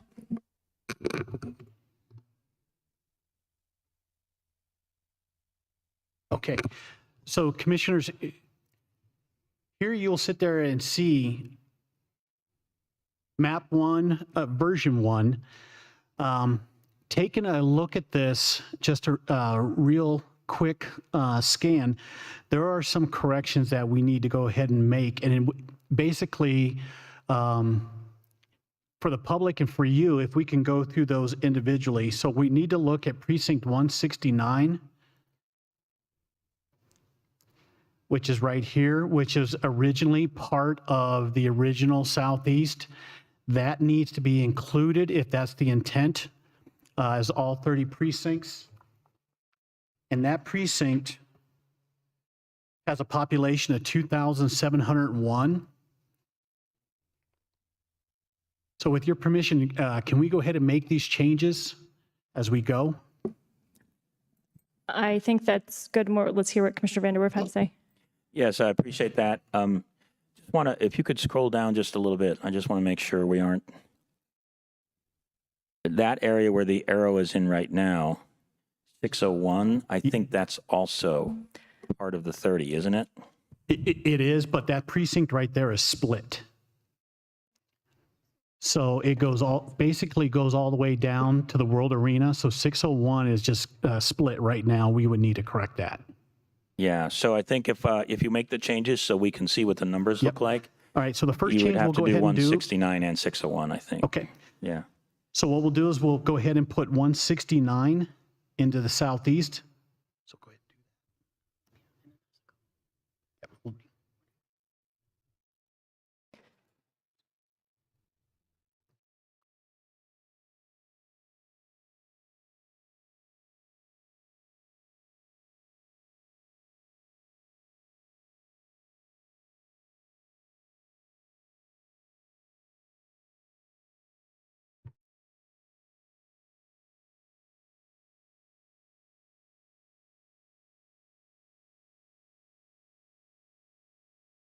Okay. So that took care of 601. So now we're going to go ahead and take care of precinct 169.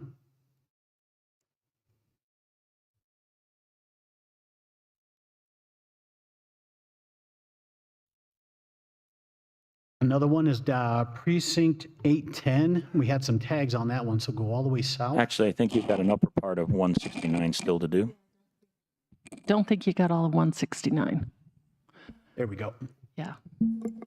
Can I just confirm that the file that you received was changes too? Because the one that I have has that in there, and I'm not sure exactly what.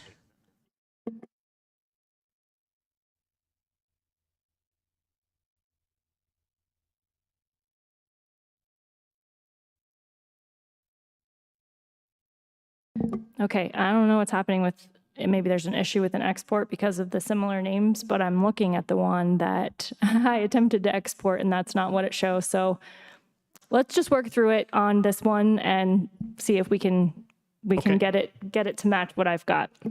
All right. And then 810, we have some tags there that we need to go ahead and correct.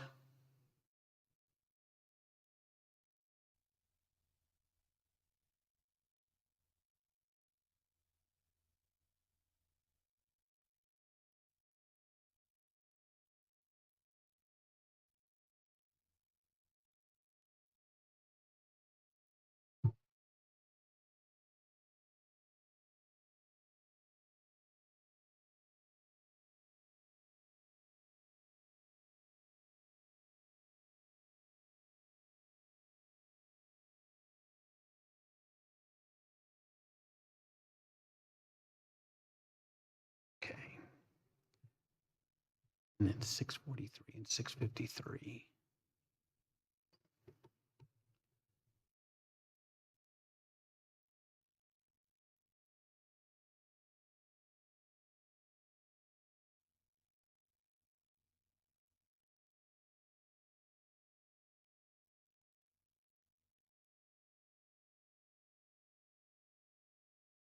right there.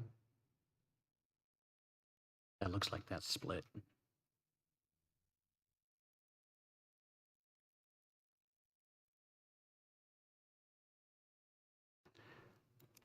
And then 653.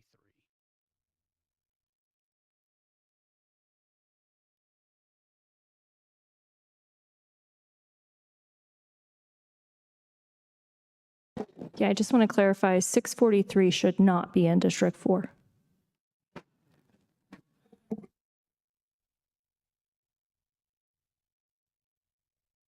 So let's put it in District 2. And to clarify, that's specifically because that is not in the city of Fountain, and that's why I left that one out.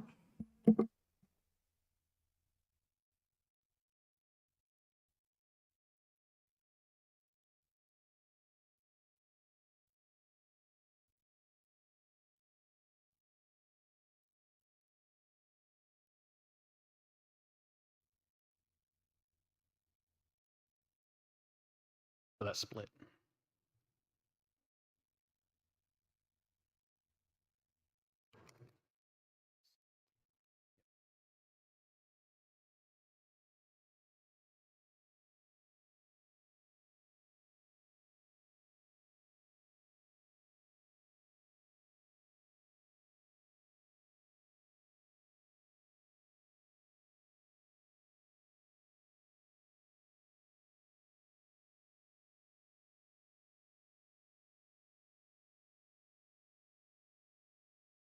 That's good. Okay. There.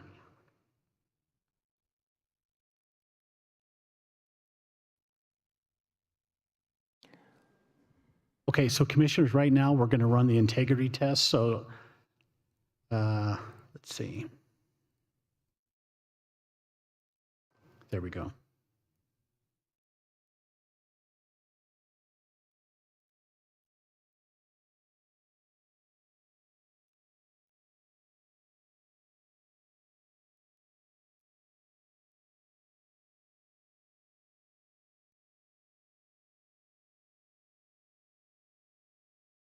You want to run that test again?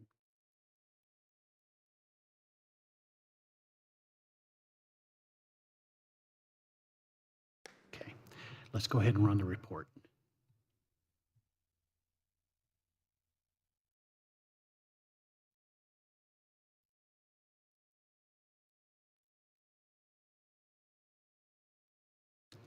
So with those changes, commissioners, we're at 7.66. So I want to walk through some of those other precincts and just make sure that, like that one, we didn't accidentally add in there. Okay. So if you could kind of scroll down into that bottom part of Fountain there.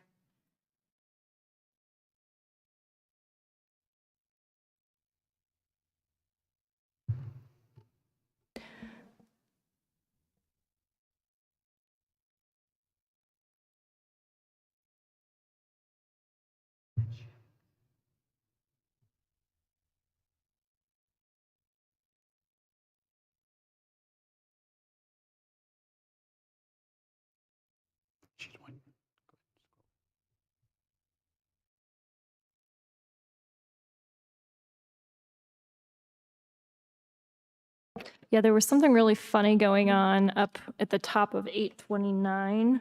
Okay. Or 828, I think there. I don't know if that is a census line. You can see that there's that red line that's kind of right at the top. Yeah, that's a census block right there. We're going to remove that.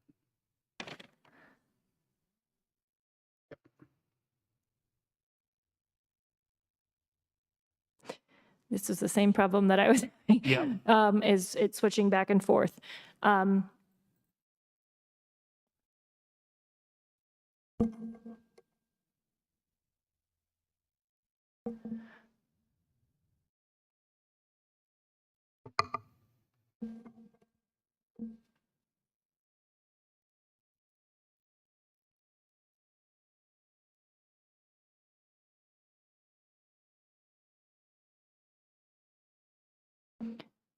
And then when you're finished looking at those one, if you zoom back out so I can just see in comparison to what I've got. So if you would take, I think it's 560 and put that in 2.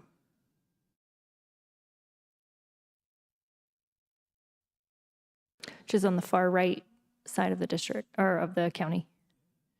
Kind of splits. It's the one we were talking about earlier. There you go.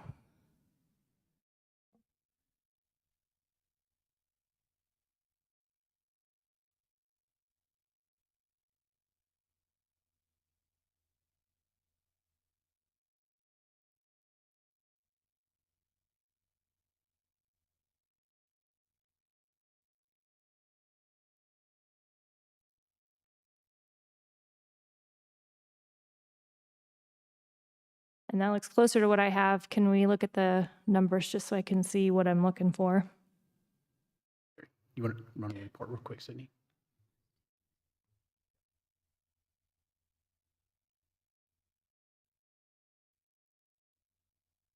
We're at 6.12. Okay, so there's still something, and I'm searching for it. Yep. Some of those small ones are a little bit harder. If you could go back, I think it's probably in that bottom part.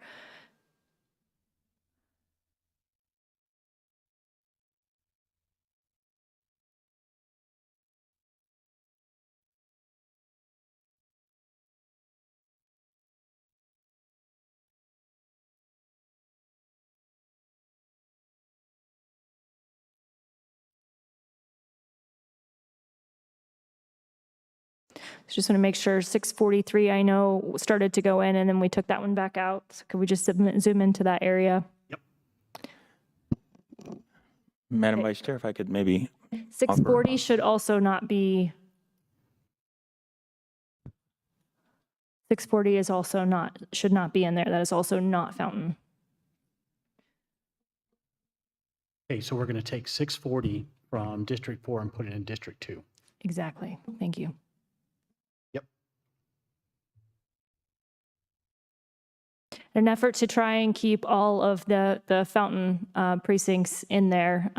So I went through and made sure I knew exactly what they were. It does look a little funny, but that is to preserve the political boundary, the municipal boundary of Fountain.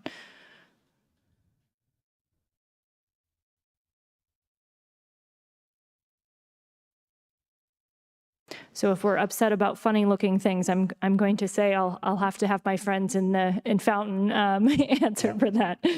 Okay, go to precinct 444 real quick.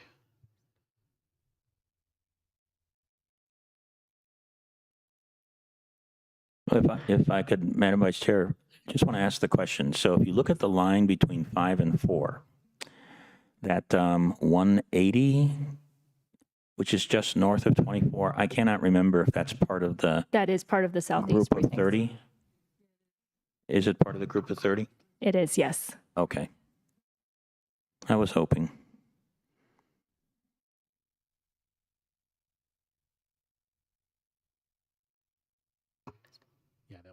Yeah.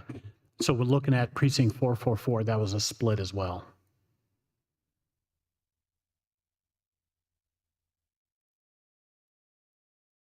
Okay.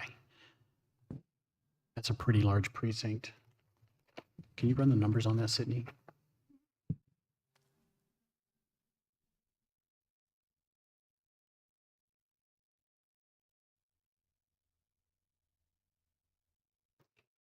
That brings us to 5.74.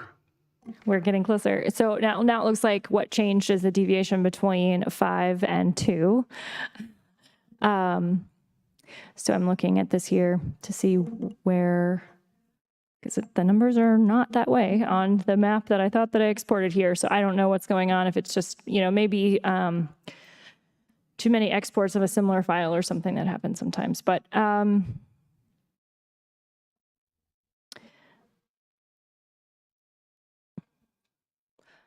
so 5 can grow or 2 could shrink a bit to get us closer there. So let me see let me just take just a minute to look at what I have and what we have on the screen.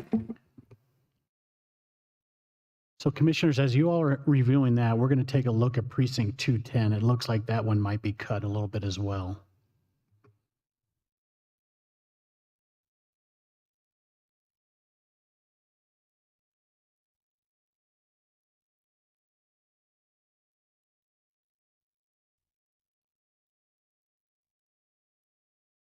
So it takes up just west of the highway.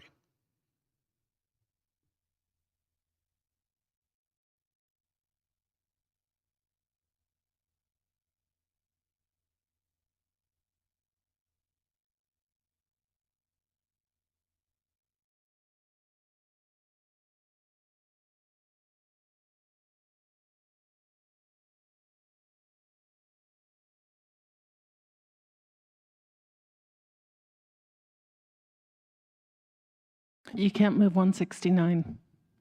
That's one of the 30 that we were trying to keep in 4. Ah, Yeah. got it. So if you would Yep. go back out that eastern precinct that was split, which I know we're debating over, but if you could go back out to that, because actually, if that is split, I think that is the difference. Okay. And we may actually be able to put it all in.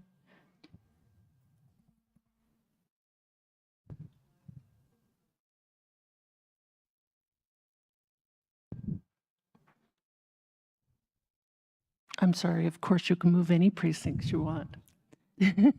So you're doing great. Okay, so I'm looking.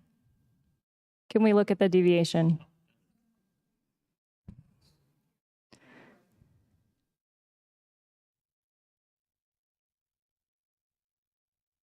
Okay, so that is that. We may have missed a fewer things, but that is pretty close to what I've got on my screen. So I will just say on that split precinct, it looks like we could still put that total in 4, and it would still work because when I moved the other half of that precinct, that's what pushed the numbers in 2 to be so different from 5. So if we still do need to combine that, it looks like there is still a path to do that and keep it within the numbers. Yep. Okay. Could we scroll out on this map and look at the overall view? And thank you for your patience working through. So I'll just do a quick overview of kind of what did I do here. So as I said, 801, which is that large Fort Carson precinct, when I looked at the election records, actually does show that as being part of Fountain.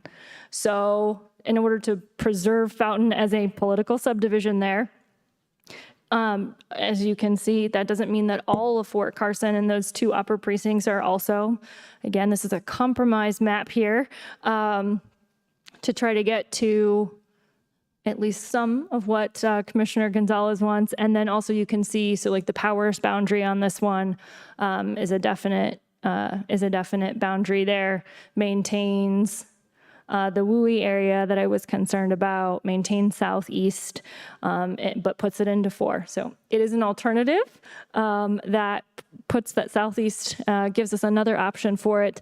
But obviously it was very, very tight to get in all of Fountain and all of Fort Carson. So there's only the portion of Fort Carson that is actually in the town of Fountain. Truly, thank you for working with me on that. So Commissioner, with this version, do we want to keep 169 where it's at right now? No, if we have a goal to keep the 30 whole, 169 has to go into 4. Sorry, I thought we had already done that. Did we move it back? Yep. Yep.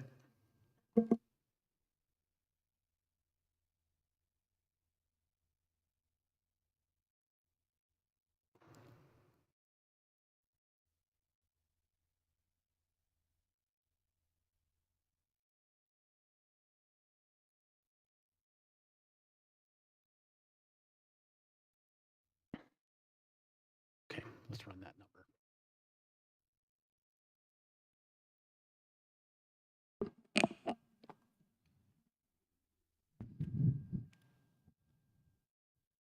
That puts us at 5.02. I think we can find 0.02 on that map somewhere to make it work. Can we go back to the, oh, well, I guess we could see them in the top there, but the way it displays on the bottom where it gives you the deviation and the.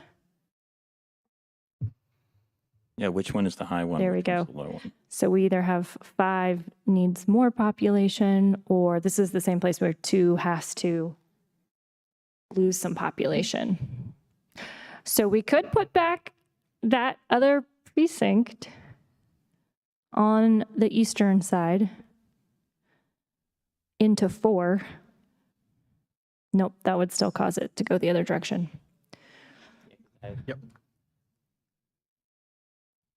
Let me open my computer again and see. There's something that's not right. No, you've got to find something from to put into 5. And the best choices, I think, are off of District 1 or District 2.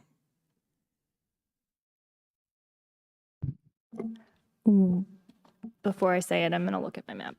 Just one possible consideration would be maybe Precinct 135. We were just getting ready to say the same thing. Yeah.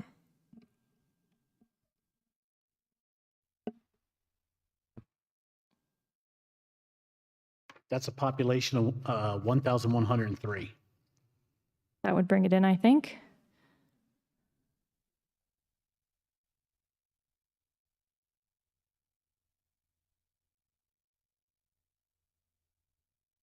$4.26. Okay, so it's an option. So I'm open to, in the interest of having something other, we have some very similar maps. Whether this is the one that seems the most appealing at this moment or not, I would be open to moving forward at least and taking a closer look at this one with analysis, if the commission wishes to do so. And then we can certainly, again, there's certainly lots of things in here that are compromises, I think, for my district. I know for Commissioner Gonzalez's, but it's up to you guys what you think. Thank you, Madam Vice Chair. If we could go up, yeah, go ahead and fix that, whatever needs to be fixed there.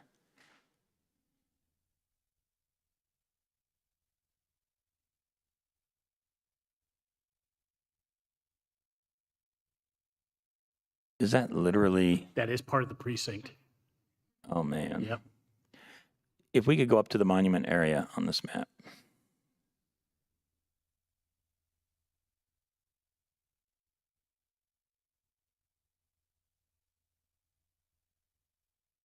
And just scroll south a little bit. A little bit more. So we do compromise keeping monument whole on this map. Just saying. Which precinct are you referring to? I think it's 319, 315, and 210.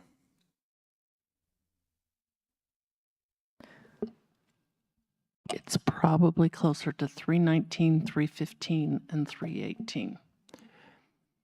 Because 319 is Jackson Creek, as is 315. And then 318 is Sanctuary in the Pines. Yeah, 318 is split, I believe. It's half and half. That's right. 318 is split, and that I think we want to keep it in one district or the other. And it's a small piece of small piece of monument. So keeping 318 in District 1 is a possibility, but I think there's a fair amount of 210 that's in monument. And if you can pull up the town. 210, the weird border on 210 that's going through Glen Eagle, and that whole thing might be in monument based upon where the road is. One side of Struthers is in, that precinct may take a little bit of monument and then also take a little bit of unincorporated, because there's a side west of Struthers Road that is in monument. So the original final map 6 had 210 in District 3, as well as 319, 315, and 313. Oh my gosh. I'm going to pull up the incorporated shape file so you guys can see. There could be a portion, but I will say I am fairly confident that all of 210 most certainly is not in monument. But there may be it's possible there's a portion, because quite a bit of that is unincorporated, unless they've annexed it most recently, and I'm unaware. I can just tell you that we've included 210 in other maps as part of keeping Monument whole. So I will tell you on this map, what I do like is it does make Commissioner 1 more unified up there in the Tri-Lakes region, but it does make Commissioner 4 a little broken up there. So, but it does get all the precincts together and it gives us another map option. And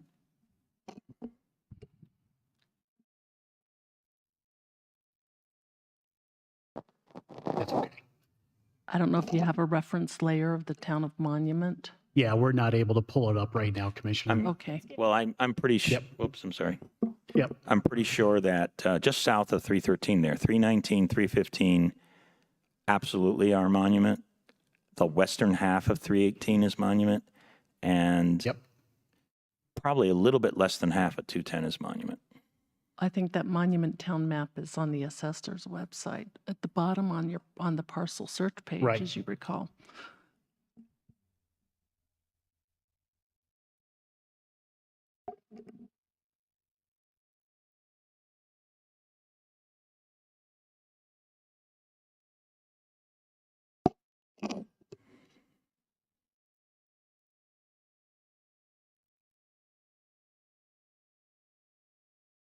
There you go. There you go. So western half of 210, all of 319, all of 315, half of 313, half of 318.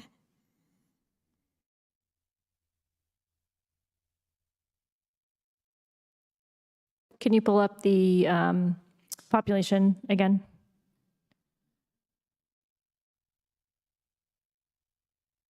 So Commissioner, which precinct are you looking for the population for?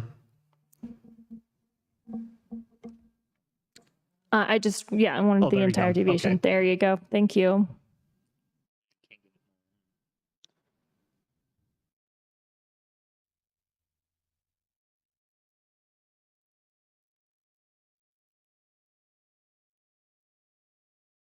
You could also, can you scroll down a little bit so I can see the boundary between 3 and 5?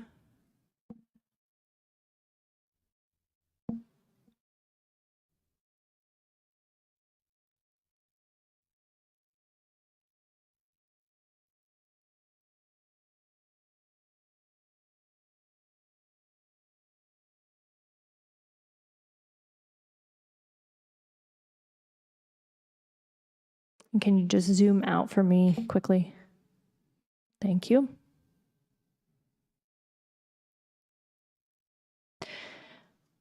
Can you put the Air Force Academy into 1 and switch those Town of Monument precincts? And let's see where that puts us.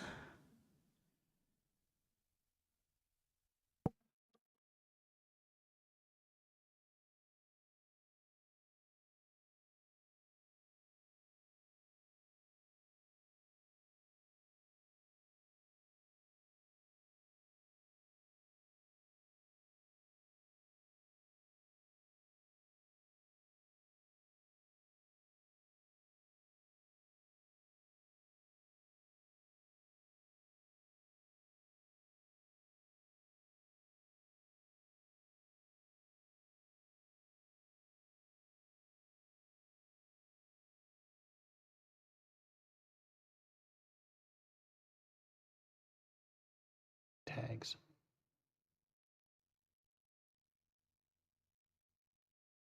Up there. Okay, good. I'm not sure if it's more painful to use the tool yourself or watch others use it. Yep. All those little tiny spaces, but I really do appreciate it. All right, let's run the numbers on that one.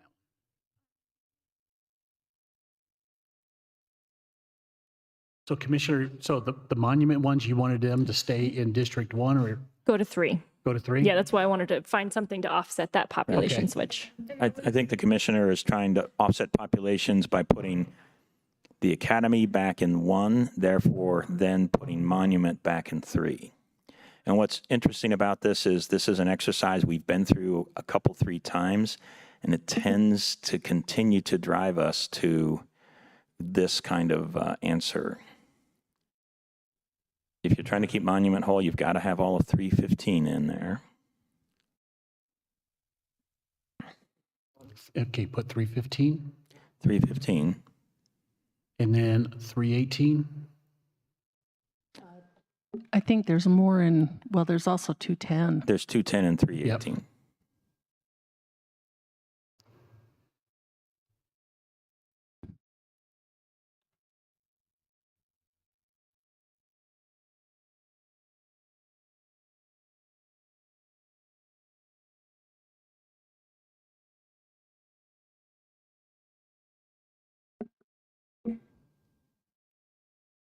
.96.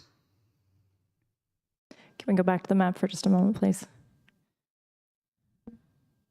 Could you zoom out for me? Yeah, so I think that three.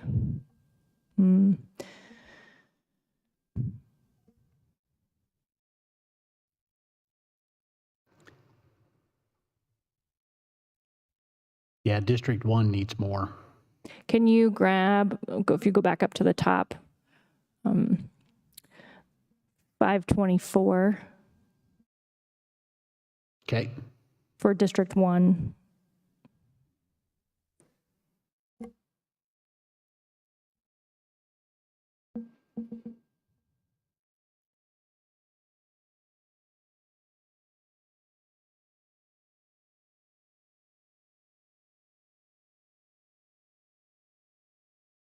.58.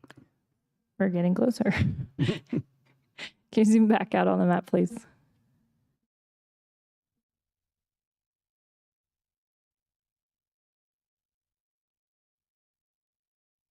Well, I will say, currently, District 3 is most definitely overpopulated. Yeah.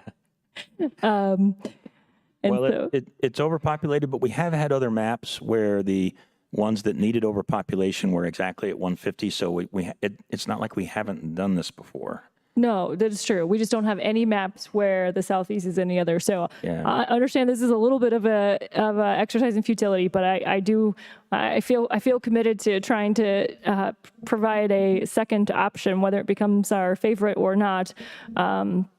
Just in the interest of exploring it. Can we do... If we could maybe go into that, zoom in on that intersection between 5, 3, and 2. Yeah, in that area. Just zoom in one click. So we need a little bit more in 5.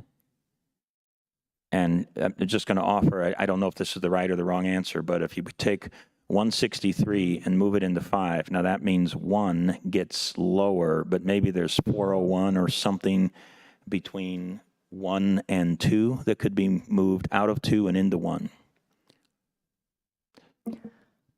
So I'm actually looking at the lower...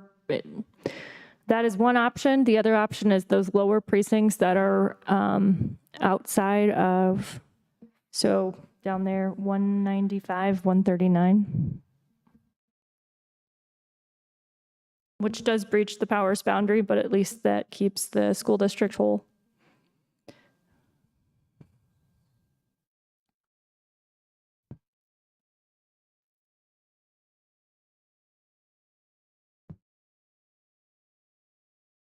And Commissioner, you said that keeps the school district whole?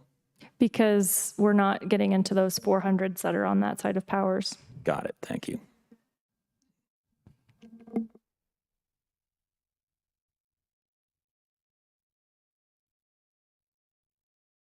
And 139.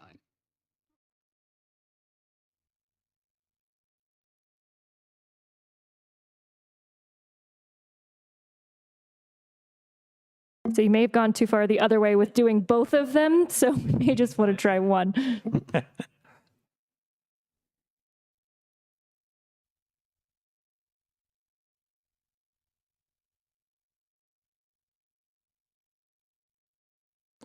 .62.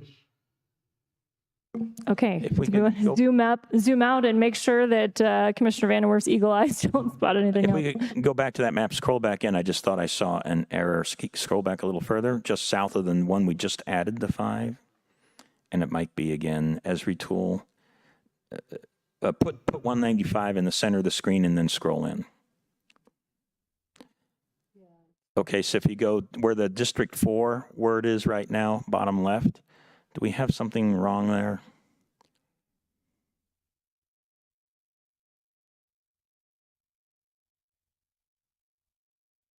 It might not change the population much, but, and it looks like there's a, there you go.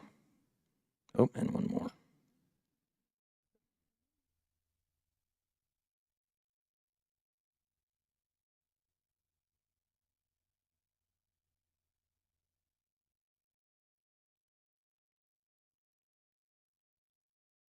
Okay.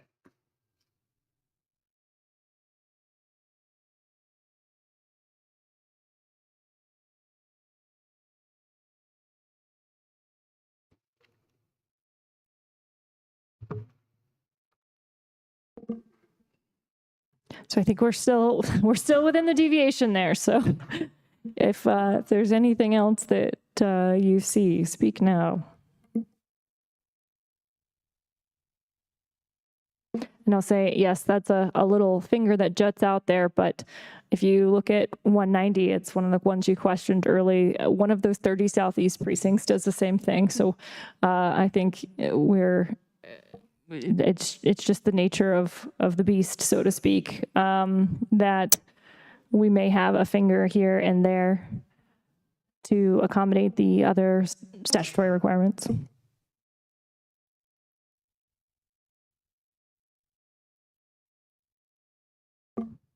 Commissioner Williams, did you have comments? I'm fine having the numbers run on this one, if we want to. Although I have to say, actually, I like everything until you get down to Fountain. And then until you get down to Commissioner District 4, then I start not liking it. But other than that, I think it's a really good map.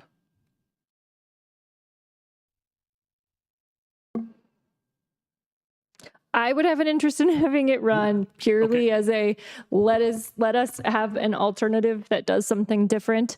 As I said, we have to move at least 3 maps forward today, and so I think that having a variety is maybe helpful, since we have several derivatives of other maps that I think we all know that we do like, but in the interest of having a variety to bring forward and as a comparison. So are you all fine saving this map as map 1 version 2? Yes. I think Okay. that. I guess, Madam Vice Chair, if I could just ask the resident commissioner for District 4, how do you feel about this? Well, I have issues with the map myself. I do believe at one point that Commissioner Bremer and Commissioner Geithner had worked on a version of this map. And so because Commissioner Bremer's not here, I'd be okay forwarding it because she hasn't had a chance to comment on this. And I know had been trying to work a version like this. But again, I would be supportive of forwarding it just because a commissioner who had worked on a version of this, I don't want to give her, not give her a chance to weigh in on it, but I'm not satisfied with the map myself. Thanks.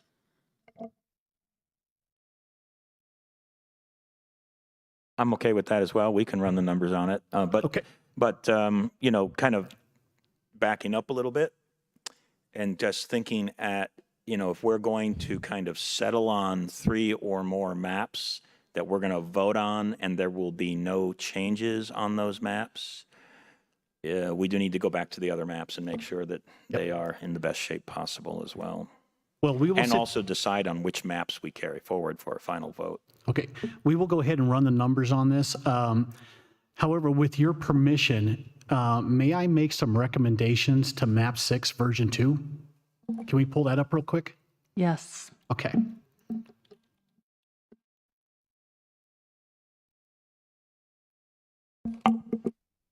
And I think this is This is to try to get to some of the things that we had questions about that we said perhaps Commissioner Vanderwerf would have some more time to think through those and add additional Yes, things. ma'am. Okay, thank you. Absolutely. So here are some recommendations I would like to share. Is if we go out on the far eastern plains, is If you could just stand by a second, let's get this, there we go. Let's get this fixed, and now we can go out to what you wanted to discuss.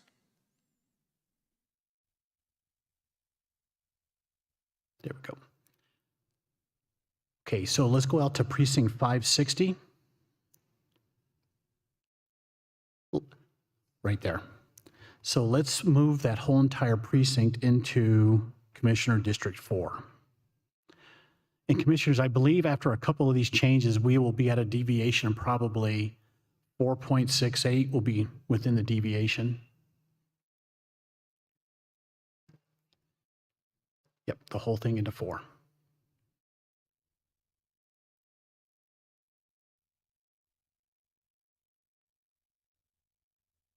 Okay. All the way west, so go south. Precinct 839, I propose going into 4. Here.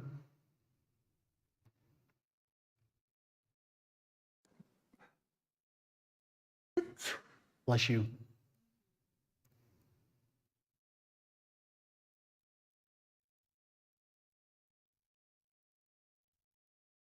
Okay, now we're going to move up to precinct 725 and 724. Commissioner Vanderwerf, you had concerns there. I propose we move those into 3.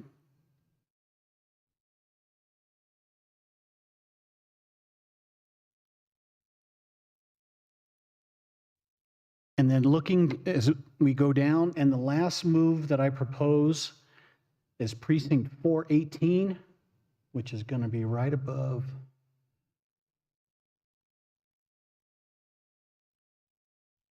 Let's leave that one. Let's leave 418 alone. Let's see what the numbers are on that one.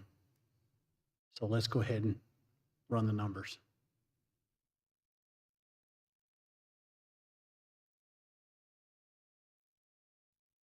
Puts us at 4.66. I was off by 0.02. I'm going to say that completely, though, takes away the emphasis of District 3 on the WUI. So that is, I understand we still want to work on those 2 precincts there, but I'm not certain that I would be willing to give up the emphasis on that, considering that this board has considerable impact. I'd love to hear what Commissioner Vanderwerf's thoughts are. And thank you, Commissioner. If you might just repeat what your concern was again, I just didn't hear it. Sure. You know, part of the reason for the alignment of District 3 there was that western side and the WUI and the forested areas, and you're taking a piece of that I think really diminishes that community of interest there in order to get those 2 other precincts. I'm not sure that I agree that's the best trade-off.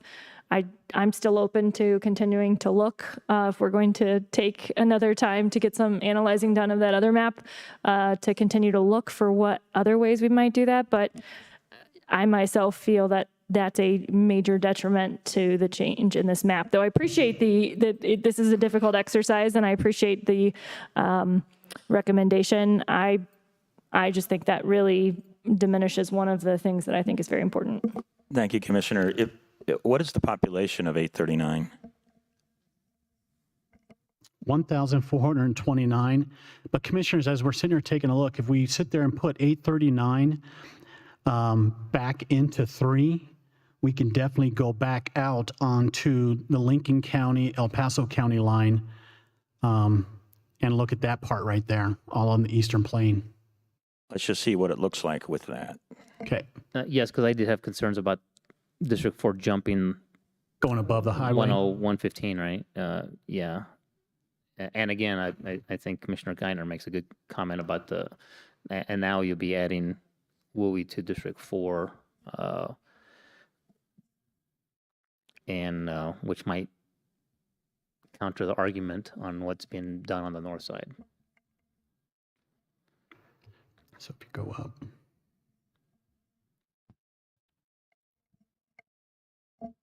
Mm-hmm.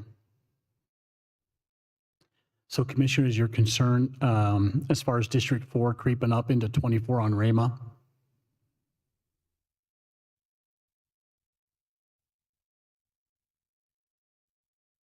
So if we take that.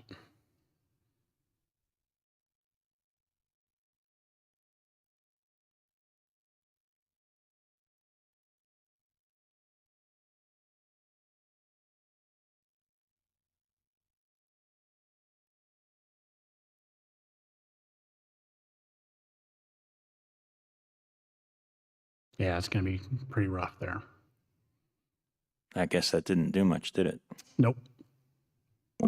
Yeah, and I'll say that, and again, in terms of communities of interest, as always, we're trading one thing for another there, and Yep. really not ideal there either. Again, I'm still open to looking for those two precincts, but I think if we're going to go ahead and have some analyzation done on the version 2 of the District 1 map, if we don't have any other specific direction at this point, that is something that Commissioner Vanderwerf and others could look at individually during the break. I do have a question for Commissioner Vanderwerf. So on the 2, could you zoom into the 2 that he wanted back? Was the issue the top one, the bottom one, or could you zoom in? Say that again. I'm sorry, Commissioner. The 2 precincts. No. The Broadmoor precincts. Zoom into there. So was the issue both, or 724 and where did you say it would split?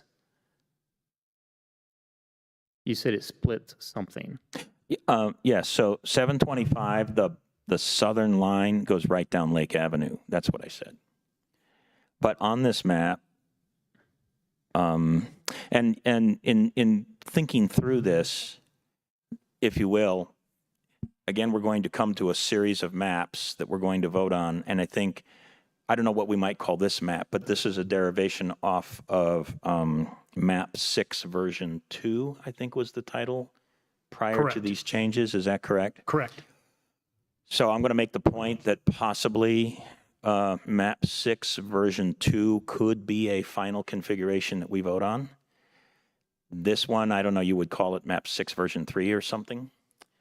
And in trying to figure out how to get that deviation below the 5, I just was wondering if there was something close in. If you scroll over to the right,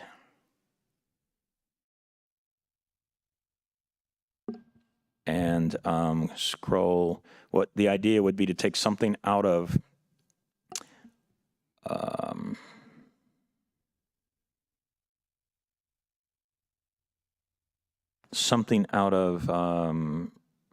would it be out of 5? No, it'd be out of,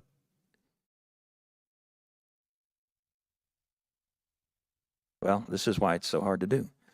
Adding something to 4 and possibly taking it out of 2, and if there's something small, that would work. But maybe none of these are small. Like 4. That's part of the problem with those Eastern Plains and why we ended up trying to say, gosh, we wish we could split that precinct. Yeah. Like, a possible thing I was looking at was at 418, but that may be a big population. And it is also then the only precinct in the entire Powers corridor. So it's akin to your Broadmoor situation. So it just moves it from one district to the other. Yeah. Because that is that bottom corner of D49. Is it 418 on the right there? What That's is putting Cimarron Hills in 4? Is that relevant to a school district or anything? It is relevant to Okay, and that's the why I was gonna district take it. and That's fine. I just wanted to know because that's the one that could change the numbers enough. I know. But if it messes up your option, then that's. Could I suggest, it is, again, it's how you feel about the Broadmoor being split. It's kind of, that's my version, so it is split over. But I mean, that is for all of us to balance down the road. And if we want to have a third map that does something like that, and we can debate that at a future meeting.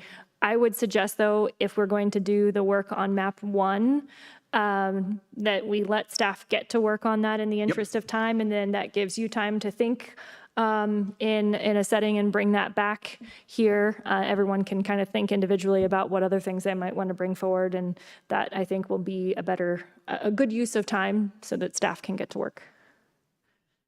That agreeable?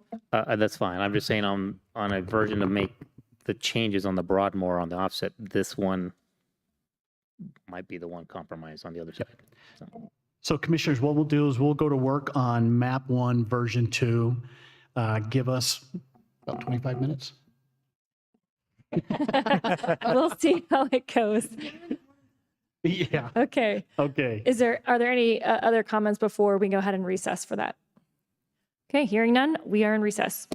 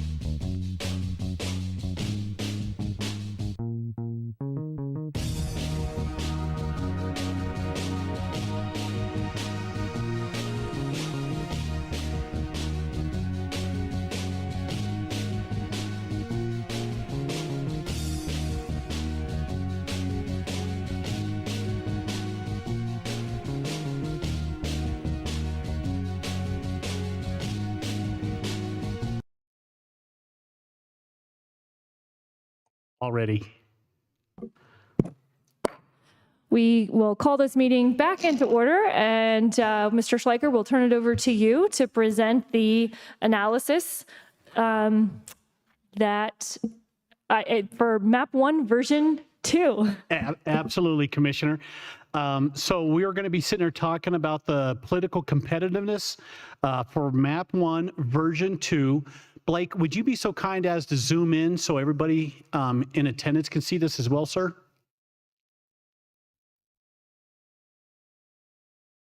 Thank you.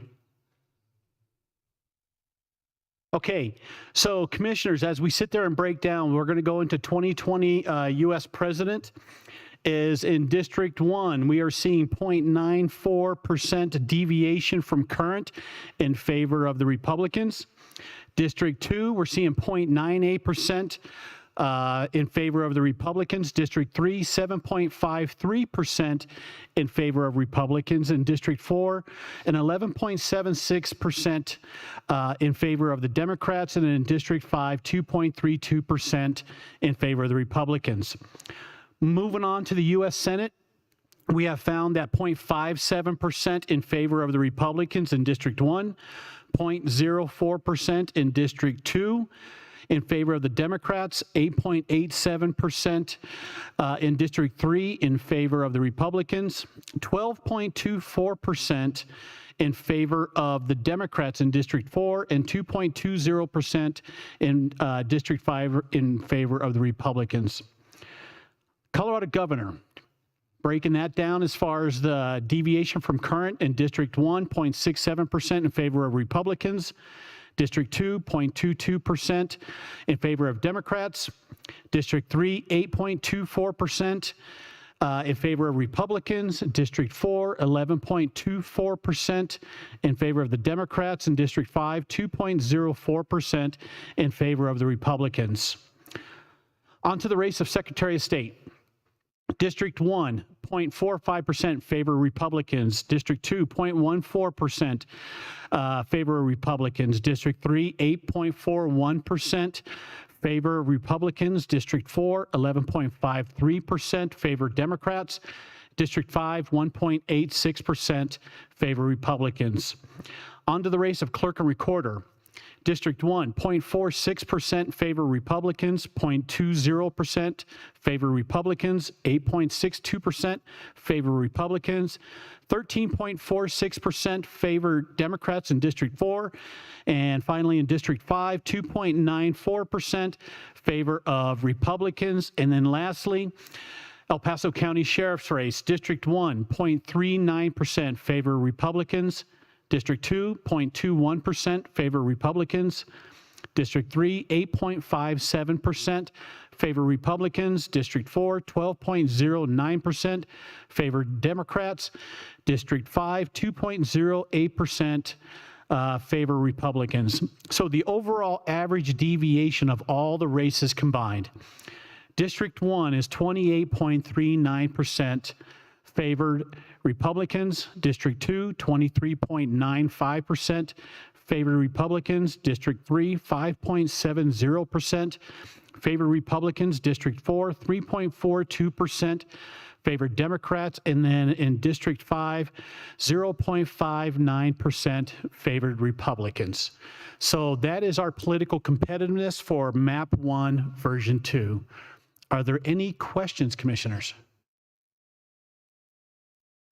Are there any questions? Okay. Thank you so much for doing that analysis. I'm Absolutely. struggling through all of my paperwork here to find what I'm looking for. But so I do want to point out that per the law on political competitiveness, I would say 3 of those districts look to me as if they could flip within 10 years. So that is a positive on that, though I think that there were a lot of sacrifices of communities of interest to get there.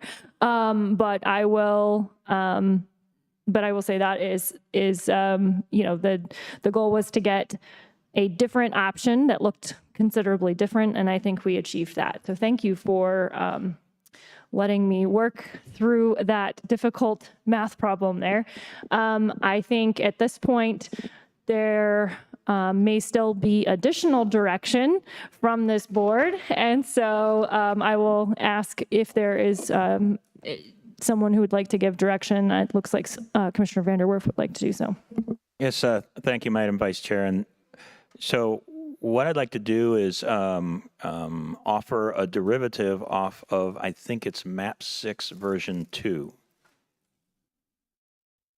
So We'll pull that up real quick, Commissioner. thank you.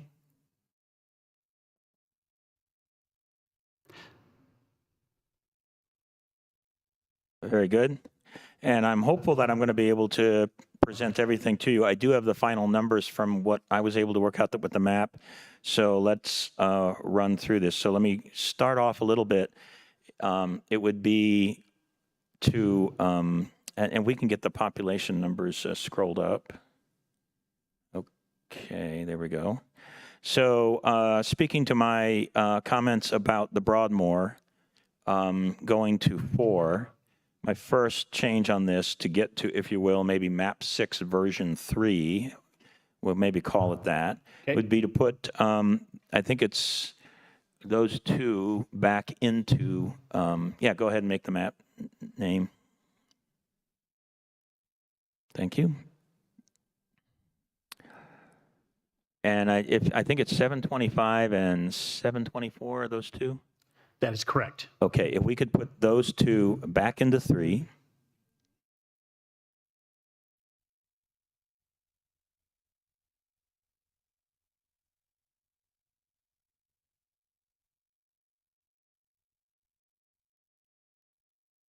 And then if we could go north to along I-25 to just south of the Academy. Okay, and there's 226 and 206. Taking it from 3 and putting it into 1.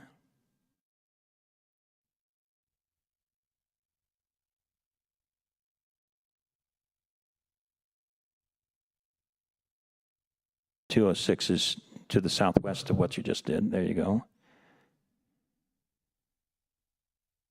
And there's a little bit more on the west side there. And let's see, 449, District 2 is 870 down, so we've got something else here.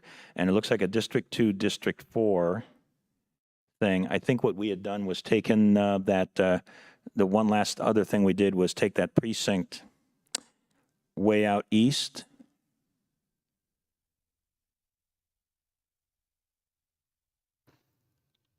And we took it out of, we put it into 4.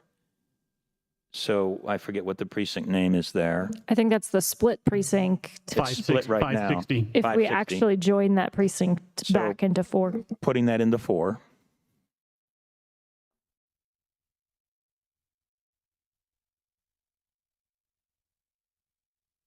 You were a whole lot better at that than I was.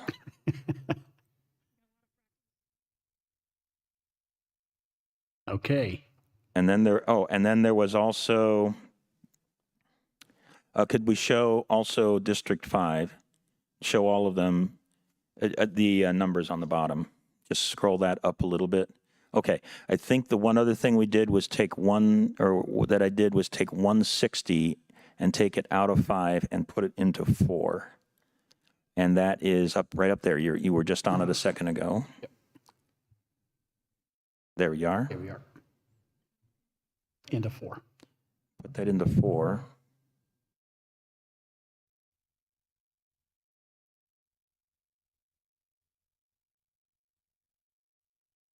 I think you're going too far south there. There you go. Now, let's see what we have. Okay, and excellent. So this was another map consideration. We have everything added in here that I had adjusted. And the idea here is it makes the Broadmoor whole again, but we had to then do something about overpopulation in 3 we took the 226 and the 206 to address that, and then we had a few other adjustments. But one of the benefits of this is it makes 560 whole. It fixes that, and then we had one more. I had one more thing I had to do to figure out how to make the numbers work. So if you could take this, this is deviation of 1.94. Wow. Yeah, we came in at 1.94 with these changes, Commissioner. So that's really something. I didn't think it would be that close. Could I suggest, I'm curious what it was without the 160 move. It's not my favorite move in that area, but if it is necessary to get to population deviation correctly, but I'm curious what it was with 160 and 5. I think what you could do is just reverse that, go to create. Well, you can, whoops. I think you can just reverse it, just continue to click the back button because it was the last change. Never mind. You're awesome. Yep. And run the deviation. 5.64. Yeah. It is so close. Okay, so It's it a definitely needs that move to meet the deviation, but I appreciate you entertaining that thought there. I prefer to keep it the other direction, but as we know, we all have to make compromises in this for population. So thank you. So for the board's consideration, this was just another attempt, this on my part, to try to keep the Broadmoor whole, and then all of the other stuff we had to do to figure out how to do that. And it's pretty insane, the other changes you have to make. But it did also make a 560 whole in the process, and that resolved, another little problem that we had. So, if the board is willing, we have to figure out which maps we carry forward. And there may be others that we want to consider, but I think this is map 6 version 3, and then we had map 6 version 2, which had the Broadmoor tags. And I think those two, for my consideration, would be two of the ones we carry forward as final considerations. And then there's certainly others that maybe people would be willing to consider. Could we just zoom in to right at that area where we moved 160? I just want to take a closer look at that spot.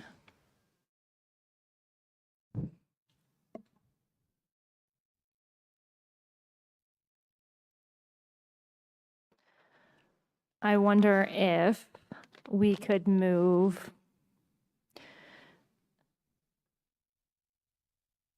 that.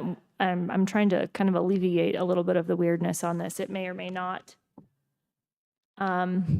work particularly well, but I'm wondering if we move 190.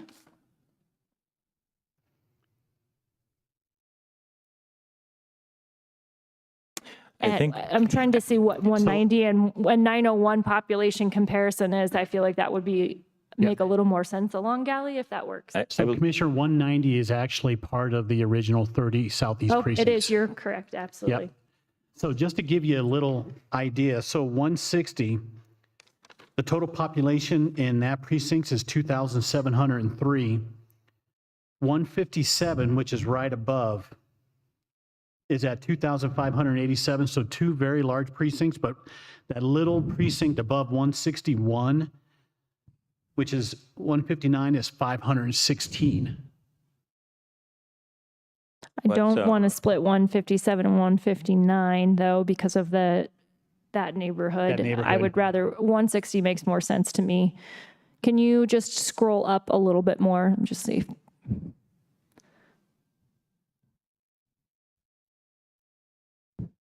What about,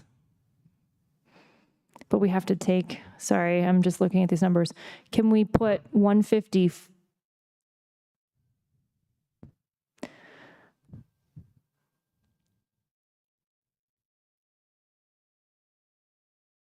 Okay. Sorry, I'm just trying to work through whether there's something that makes a little more sense for those neighborhoods. But I think that may be the best that we can do to get what Commissioner Vanderwerf is trying to accomplish. So I will leave it at that with 160. I think Madam Vice Chair, we'll have the map 6, if the other commissioners are willing to accept this, we'll have the map 6 version 2 and the map 6 version 3. Correct. For 2 of the final considerations. And we can just contemplate those 2 plus whatever else we add. Commissioner Gonzalez. You could zoom out just a little bit. So my only question would be based on how we liked, or 2 of us liked, the splitting of Highway 94, if that's a consideration on this map. I'm good with it, but if that is a consideration also, it wouldn't change the... oh, you're talking about 460? Splitting 560? Yeah, back on the east. And again, I just bring that up because on one of the maps, we did like the splitting of the thing, and it looks like it could be done. It would give more population to District 2, though, which I know is probably the fastest, but I'm the second fastest, and so it probably doesn't mess up much. Yes, what it would do is it would put District 2 in the plus category instead of the minus and category. I'd probably go down to about 2,800, but that would be clearly still be within, when the highest is at 1,000. It would still remain. So I'm just bringing that before we decide on a final version 3, whether that's an idea. This is fine with me, but that would be the only thing. Just for whatever it's worth, would you like to see what the numbers look like with that 560 split? Well, so commissioners, I was going to recommend that is if we can go ahead and dismiss Sydney where she could start running the numbers with your permission on map 6 version 3, and then we could still because we would not be couldn't do the math in the splitting, so it's a discussion for points. But so I see what you're saying. Yes. Sounds like there is agreement on that. And as to the comments on splitting that precinct, I will just say, I know that we have really tried not to do that for election staff purposes, to keep everything as clean as possible. And I'm okay keeping it like this. I will also say it is a very logical split to me to help even out and give a voice to those rural folks.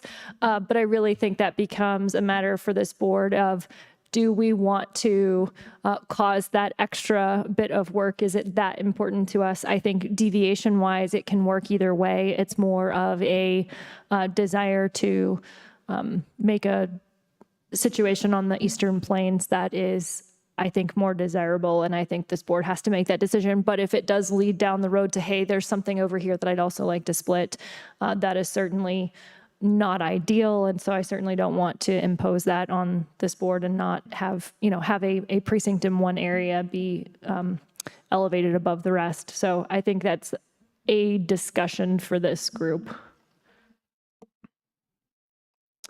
As a Madam Vice Chair, I think if the staff has direction to go ahead and work the numbers on map 6 version 3, then we can continue these other conversations. And then another thing that we have to do is, those are 2 maps that we have. We've got to decide what the other 2 or whatever maps we're going to include for the final decision. Correct. I will just point out that we have this time for direction for staff, and then we have the next agenda item is to open public comment. And that intent was to give the public the chance to weigh in on any of the changes before we make those final decisions on moving those maps forward. Yep. Could we just see what the population would be to split that precinct over on the east side, the 560?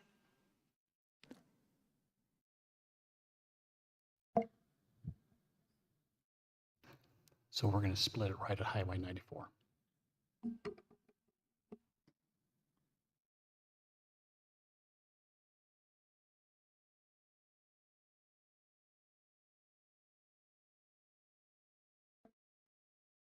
Yeah, see, it's going to be... Whoa. So that comes in at 2.71.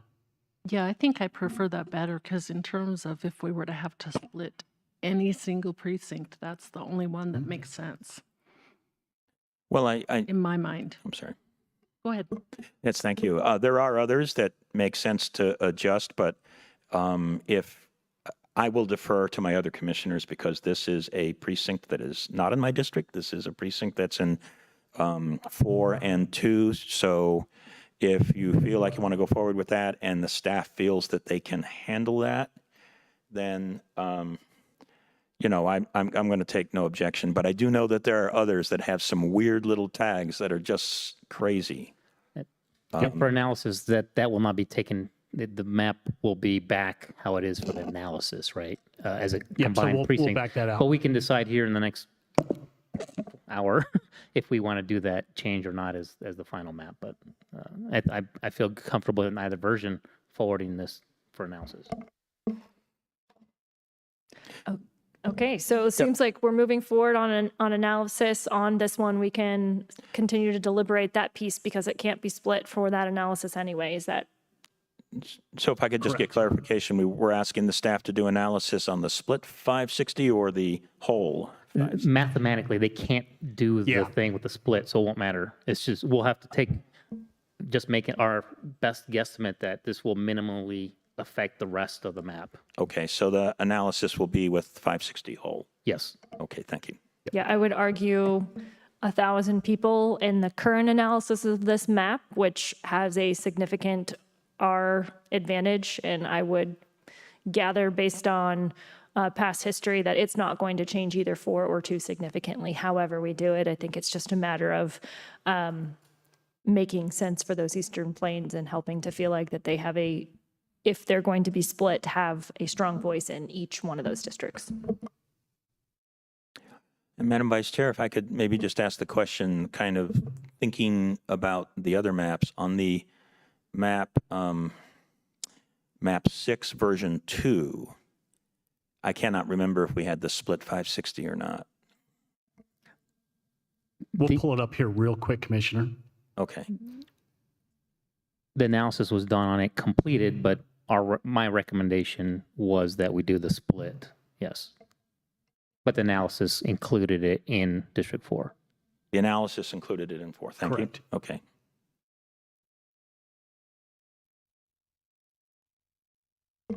So at this point, I'm just going to clarify, we're going to run analysis on a map 6 version 3. In the meantime, is there any other direction to staff?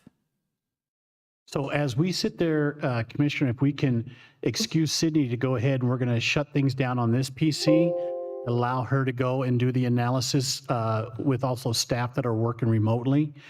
But right now, as she's doing that, is my notes share that we have 3 maps that we're looking at, which is map 1 version 2, map 6 version 2, map 6 version 3. In terms of when you say looking at, can you help me define? As far as right now, my notes as far as possibly moving forward with those 3 versions. So I'm going to say that I think that those are the ones that are the most talked about, but we cannot make that decision until later on the agenda so that we can hear from the public any comments on those other additional maps as well that we could still decide to move forward. We've just spent a lot of time working on these ones. Yep. And Madam Chair, and I would argue that the concerns that Commissioner Vanderwerf had with version 6.2 is alleviated in version 6. So I believe 6 is still an option because the issues of concern with 6.2 are alleviated in 6 as well. So to recap kind of what your statement is, it sounds like we still have an interest in map 6 version 2, map 6 version 3, map 1 version 2, but possibly also others at this point, and we will wait for public comment and then do that towards the end of the meeting. So that analysis is being run. I think that the only thing, so if we have no further direction here, we just need to recess for that analysis to be done, and then we can come back, get that information, see if there's any further direction before we moved on to that public comment. Is there anything that I'm missing from Not at all, your Commissioner. perspective? In fact, this should, As you've seen, they're pretty quick at it, so we should be back ready to go in about 20 minutes. They're getting better at it and faster at it every Yeah. time, I think. Okay. All right. So we will go into a recess while staff works on that.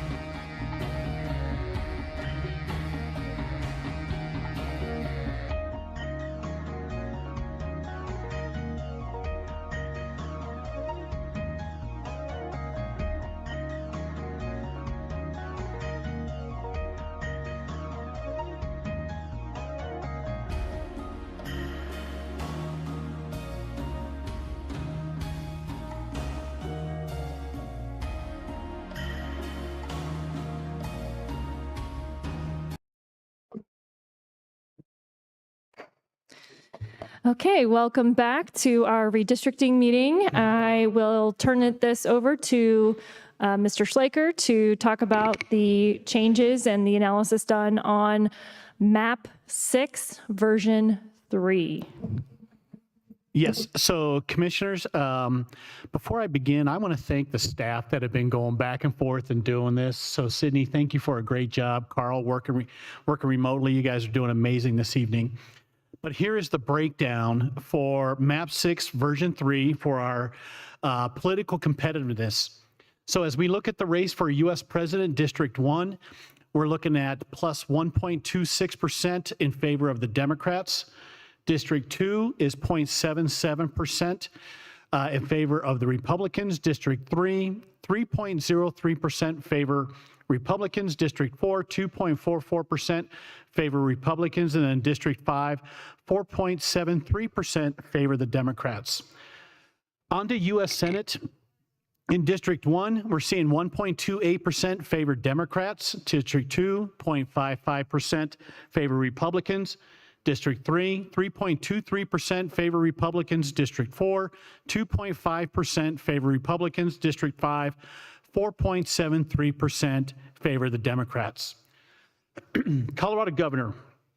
District 1 is 1.11% favor the Democrats. District 2 is 0.39% favor Republicans. District 3, 3.15% favor the Republicans. District 4, 2.5% favor Republicans. And District 5 is 2.5, or excuse me, District 5, 4.6% favor the Democrats. And on to Secretary of State race. District 1, 1.5% favor the Democrats. District 2, 0.57% favor Republicans. District 3, 3.34% favor Republicans. District 4, 2.56% favor Republicans. And District 5, 4.77% favoring the Democrats. The race for clerk and recorder. District 1, 0.7% favor the Democrats. District 2, 1.12% favor Republicans. District 3, 2.45% favor Republicans. District 4, 2.49% favor Republicans. And finally, in District 5 is 5.04% favoring the Democrats. Our last race, El Paso County Sheriff. District 1 is 1.36% favoring the Democrats. District 2, 1% favoring the Republicans. District 3, 3.30% favoring Republicans. District 4, 2.91% favoring the Republicans. And District 5, 6.07% favoring the Democrats. And again, the average deviation of all of these races combined is District 1, 26.6% favoring the Republicans. District 2, 24.48% favoring the Republicans. District 3, 0.41% favor the Republicans. District 4, 11.2% favoring the Republicans. And finally, District 5, 6.65% favoring the Democrats. So this is a complete political analysis for map 6 version 3. Are there any questions? Any questions from the commission? Okay, thank you. So at this point, we are still on direction to staff. As a reminder, we need to complete any direction on any additional maps or any changes to maps or other changes to other maps we haven't talked about to this extent this evening. Once that is complete, we will move on to public comment. At that point, there can be no more changes to those maps, and we will move on to item 7, which is designating those final maps. So I want to be sure before we leave item 5 that there's not any additional direction to staff. Okay, hearing none, I think that we are ready to move on to item 6.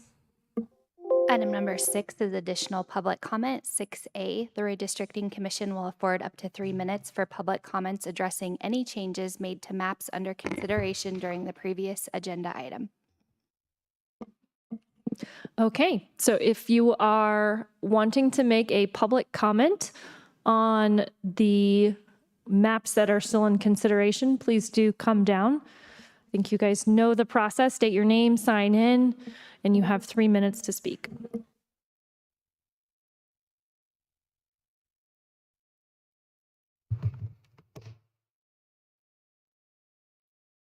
Hi, my name is Catherine Chukas. I live in District 3. I'm a little confused by Commissioner Geithner now saying that deviation is about political competitiveness, when last meeting she was very adamant that it wasn't.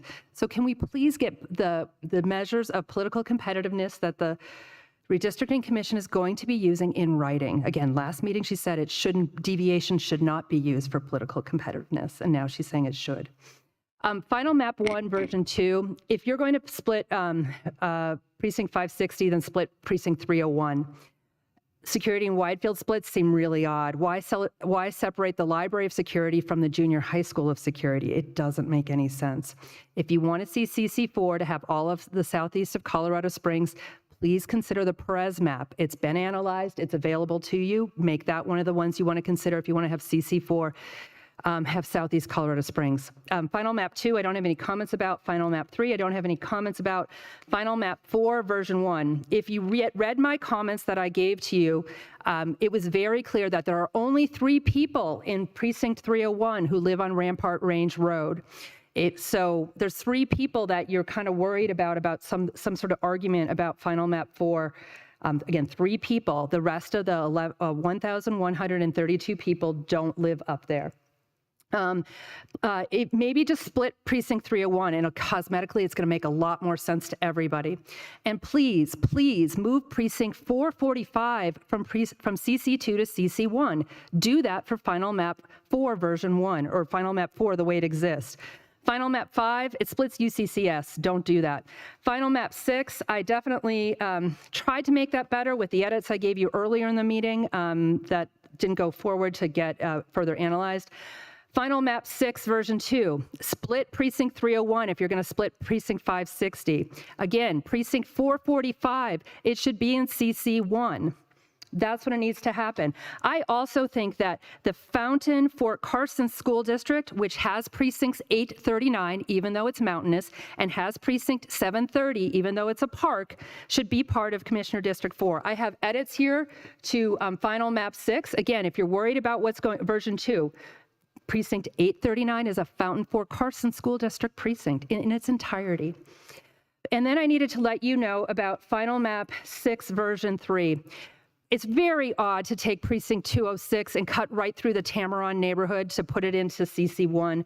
That's very odd in the Tamaron neighborhood to take precinct 206. Don't do it.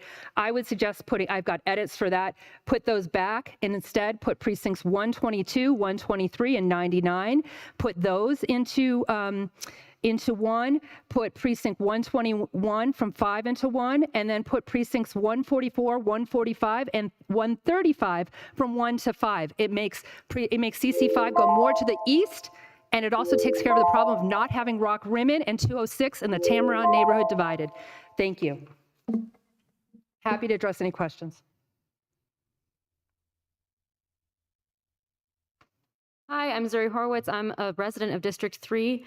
And again, you guys didn't seem to address this at all, but most of your maps, besides 2 and 4, are do not have contiguity. So you have to drive through District 1 in order to get to Monument. That will elicit a lawsuit. Every time I talk to a District 3 resident and I say that Monument is now being put into the west side, they're like, what? So there's a lot of people out there that are very happy to sue and would be very happy to go forward with that, because it just doesn't make any sense on its face, and it doesn't make sense with the law. And again, if the political competitiveness in these districts is worse than what it is now, because at this point now in time, in the past 10 years, we have not had a Democrat. So that tells us that there's very little likelihood that that will switch hands in the next 10 years. because we're seeing that if you're going to make that competitiveness worse, then it's most likely that that's going to happen. And I know a lot of people think there were demographic changes during COVID. That's not going to keep continuing. That's going to be about the same as, we're going to end up about the same as where we are. So if you guys make these districts worse competitively, it will also be very easy to sue when you couple that with contiguity and the lack of contiguity by adding Monument to District 3. I'm just warning you, and know that there will be people that will be very happy to sue you. Thank you.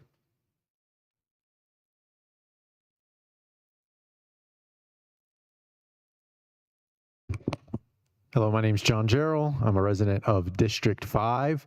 And first I'll say thanks for working so late. I know this is a long meeting with a lot going on here, and we're figuring out a lot of things. But talking about, well, the first thing I want to do is say, obviously at this point, you have fully addressed the VRA, the Voting Rights Act concerns. Obviously, there's not anything else to say there, so I appreciate that. Thank you. On behalf of myself and some others who were obviously very interested in that. But this particular point that the person that spoke before me brought up about the continuity of a district. So I think the point that they were getting at is that, and I know we've already talked about other issues with moving Monument into CC3, such as it being obviously a completely different community of interest from the rest of District 3. And we've talked about the competitiveness angle, which they brought up again, which is that, you know, I mean, you are taking the most competitive district and making it about, I mean, looking at, I mean, we can see 3 to 8 points less competitive. The district that Democrats have come the closest to winning consistently. Okay, we did come closest to winning 5, but that was just because we had such a good candidate there. I think, right? All right, so there is a precedent here that courts have looked at maps to say, are they contiguous? And while they may be on the map, they've still been determined not to be contiguous because it's not land that votes or water or anything like that, it's people.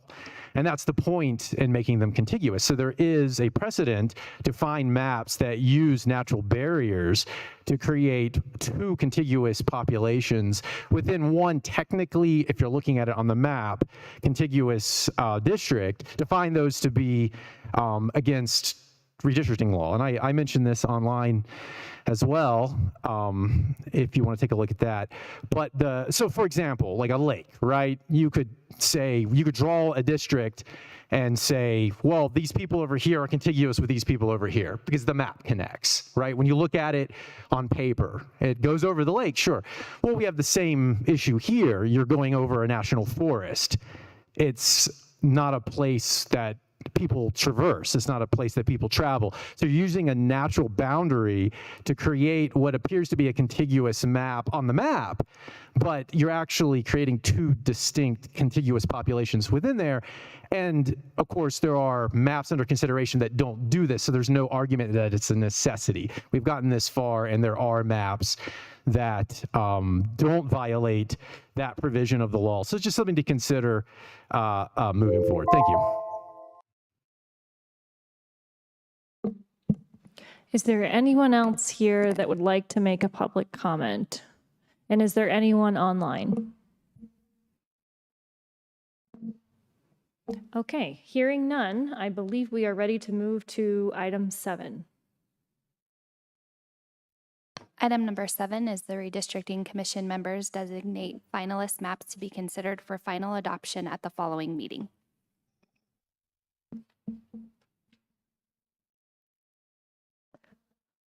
Mr. Schleicher, did you want to add any comments before the commission starts making those deliberations?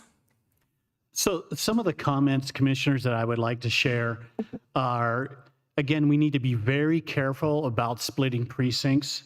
Again, going back to the effect that it's going to have on an upcoming election and also on our 2 major parties.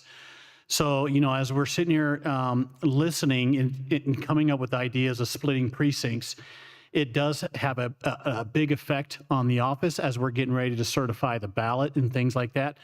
So, again, I just want to sit there and just share that that's going to have an impact is if we sit there and look at splitting major populist precincts and things like that. But right now, Commissioner, what I'm looking at again is without your direction moving forward, we're looking at map 1 version 2, map 6 version 2, map 6 version 3 is currently what I have down.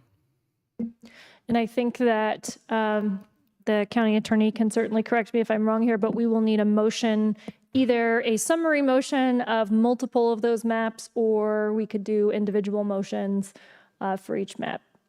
Yes, ma'am, that's correct. Okay, so I will ask the commission if there are comments or motions to be made. Thank you, Madam Chair. So my comment was on, because I did like version 6, version 2, and that one we did split the precinct. For analysis, we had the precinct together. So I would like to move a version of version 6.2, whether it's with the precinct or the precinct cut. I did like the cut right at 94. It really makes it easy and makes a lot of sense to have that precinct cut in half.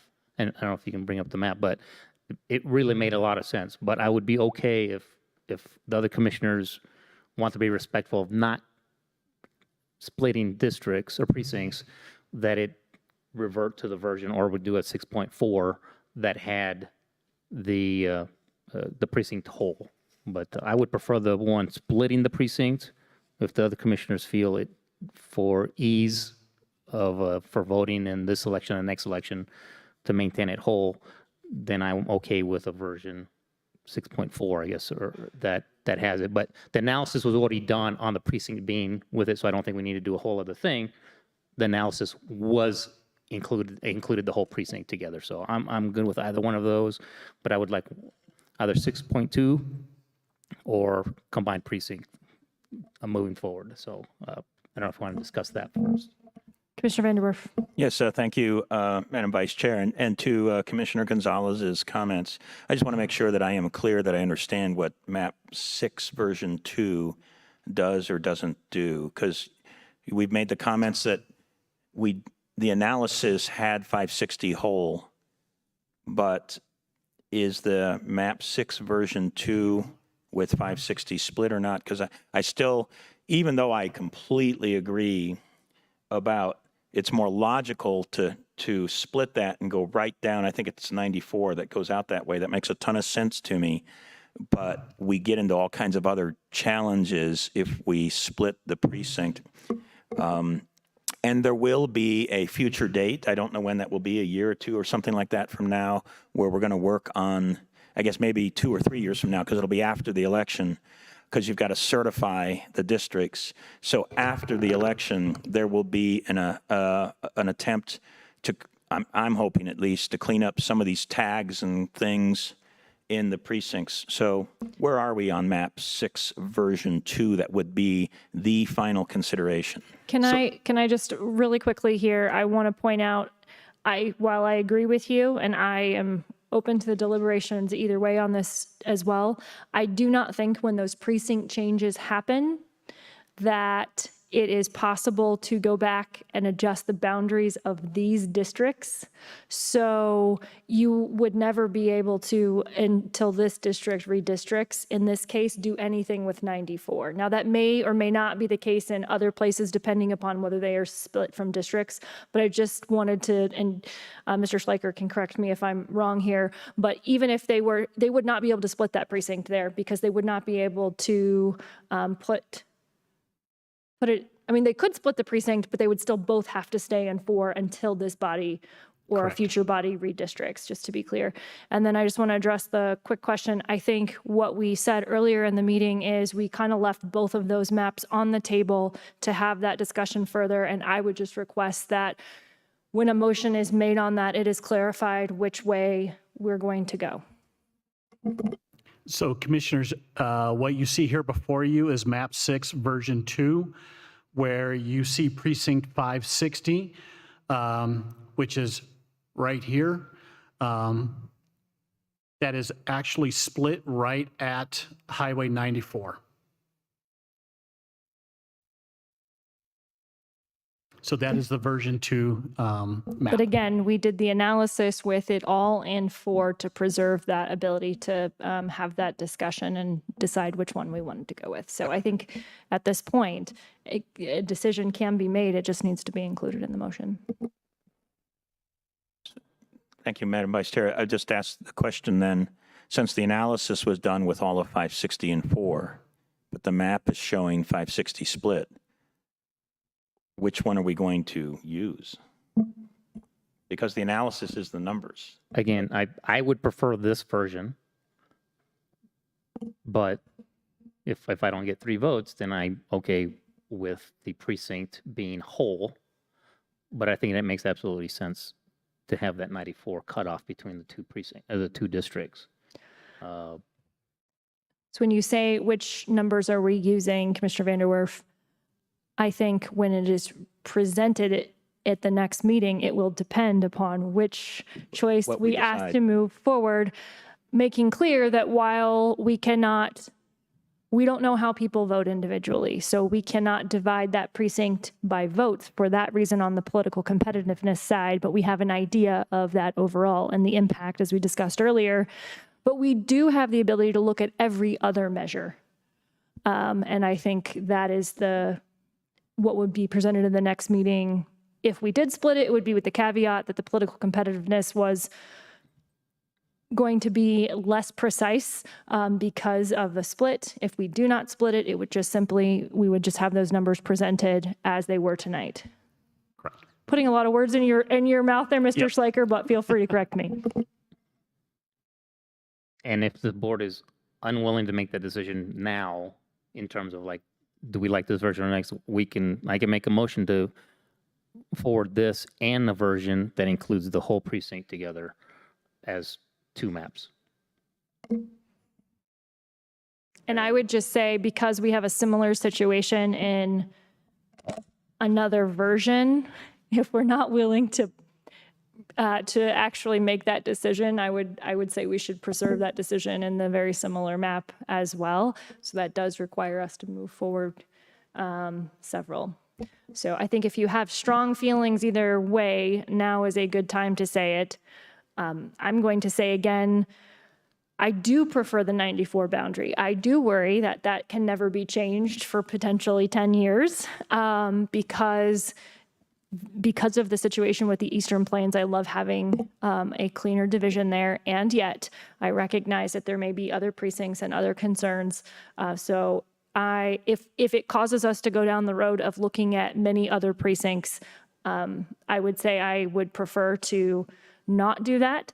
If this commission sees a very clear delineation and is okay with this one situation because of the nature of the Eastern Plains not being able to be kept together as a whole community of interest just based on population concerns, and would make that one exception, I would be amenable to that.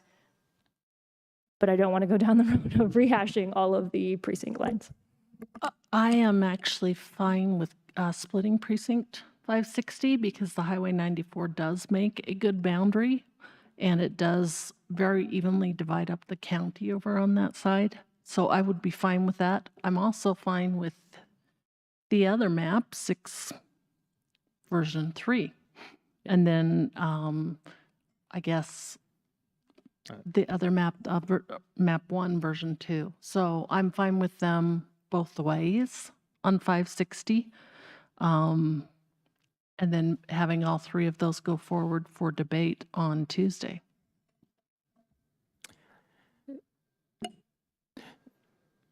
So since this is not in District 3, I think I have an interest in deferring to the 2 commissioners that define this boundary. So I'd be, if those 2 commissioners, you 2 folks, feel very strongly about one or another, and I certainly understand the logic of 94 being the line. let me just ask the question, because I don't know, and maybe you don't know either, Steve, is how does the population get split if we split that precinct? So one thing that we're going to have to sit there and do, Commissioner, is next week when I come before you, we have yet to do a full analysis on these new maps. Although we've done political competitiveness, we've looked at the variation, but we also need to look at the voting age population, total population, communities of interest and compactness, no differently than we've done for the 25 others. So this would actually be a hand calculation where we sit there and split that between in 560. Right now, this evening, as we are sitting there doing the analysis, we were not able to do that. But when we get back to the office, we can. Okay. And if I might ask my fellow commissioners, if we ultimately consider map 6 version 3, which I believe all of 560 is in 4 at this point, is that correct? Would we want to then maybe consider map 6 version 2 and map 6 version 3 in the 2 different configurations? I'd prefer to keep them with a single configuration because I think it would be easier for this body to deliberate on whether we want to make that happen or not. I would hate for that conversation to become the central issue in either one of those maps. So I would prefer we move forward with one decision or other. Are we willing to split that precinct or are we not? I think the maps are similar enough that I would prefer we make that decision now. So if I understand the commissioner, you would say one map choice for version 3 and one map choice for version 2, and either they're both whole 560 or they're both not whole 560. I am willing to accept that. And again, I think from my point of view, I defer to the 2 commissioners that have the impact. Commissioner Gonzalez. Okay, well, then hearing that, I would move map 6.2 forward for a final vote with the, as it was drawn, which was the splitting of the precinct 580, I believe. 650. 650, thanks. 560. Oh. We're getting closer. Yeah. Right, but the map that was saved is version 6.2. I'm following you, Commissioner. With the precinct split. Okay. Is there a second for that motion? Second. Okay, any further comments? So let me just ask the question. I want to make sure I understand the motion. Is this a motion to vote for one map as a final map and then we'll deliberate over the other maps? Mm-hmm. Yes. Correct. Okay. So we're just moving forward this single map. Yeah, could you bring up that map? That would be map 6V2 that we're talking about. No.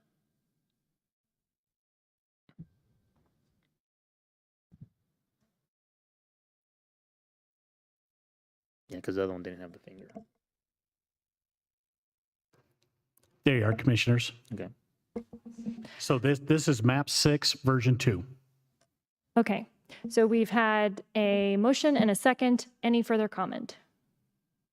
I will call the roll. Commissioner Williams. Commissioner Vanderwerf. Aye. Commissioner Gonzalez. Aye. And the vice chair votes aye as well. So that carries 4-0. So this one will be moved on to a finalist map. Is there additional discussion or another motion on another map? So on map 6V3, Go ahead.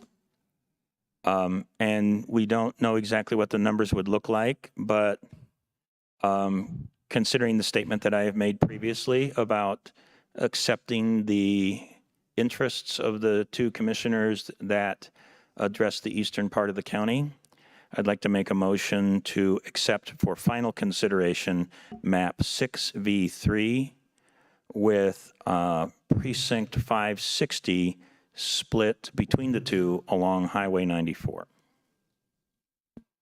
I'll second. Is there any discussion? Hearing none, I'll call the roll. Commissioner Williams. Aye. Commissioner Vanderwerf. Aye. Commissioner Gonzalez. Aye. And the vice chair votes aye. That carries 4-0. So we have now moved forward as finalists map 6 version 2 and map 6 version 3. Is there further discussion or another motion to move forward another map? And we do need at least 3. Can you go back to map 1 version 2? There you are, Commissioner.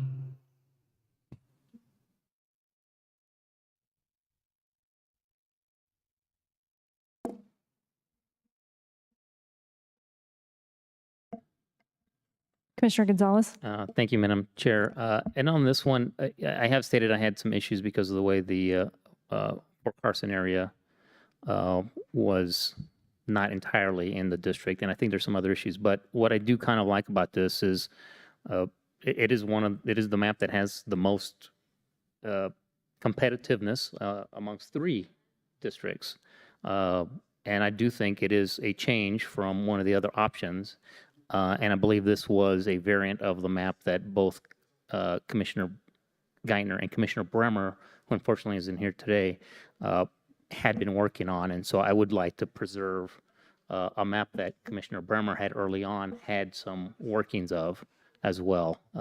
And so I think I would like to move this, even though I do have some issues with it, so that Commissioner Bremer still has one of the maps she had worked on previously as part of our discussion or final votes. I will second that. Okay, so that has been moved and seconded. Is there further discussion? I will call the roll. Commissioner Williams. Aye. Commissioner Vanderwerf. Aye. Commissioner Gonzalez. Aye. And the vice chair votes aye. That carries 4-0. So that is our 3rd map, but we can go above that 3. And so I will ask, is there further discussion or a motion to move forward another map? Madam Vice Chair, I'd like to, if we could just display the remaining maps that we have as final maps. And I think I know my sense of all of those, but I think it's just good to get it on the screen one more time. And there is also a map for Sukas map, which I know we had commented on before with what we thought were some of the shortfalls of that. But let's just get it on the screen and take a final look at it.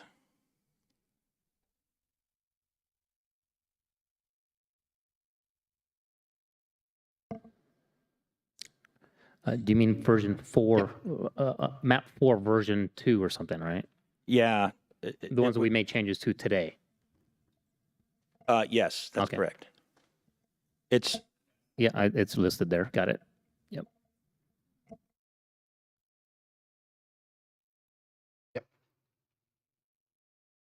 Now, if I recall right, some of the weaknesses that we had described, I believe it's precinct 441 and some of the other northern precincts, which provided a definition of black forest.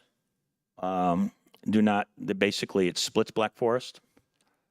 And so we had some shortfalls on it, but I thought it would be worthwhile to put it on the screen. Let's go through it one more time. Okay.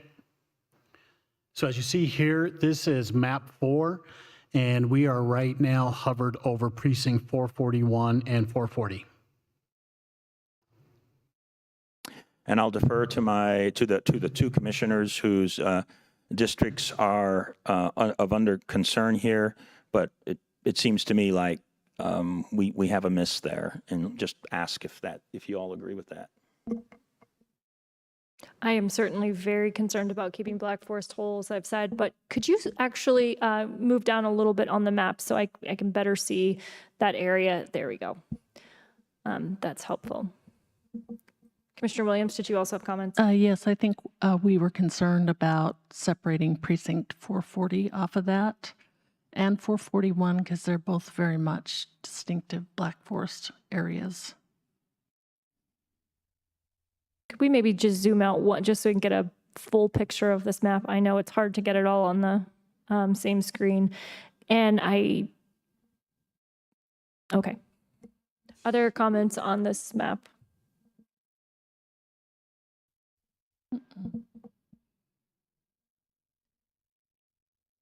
Could you zoom in on the lower part of District 2 for me?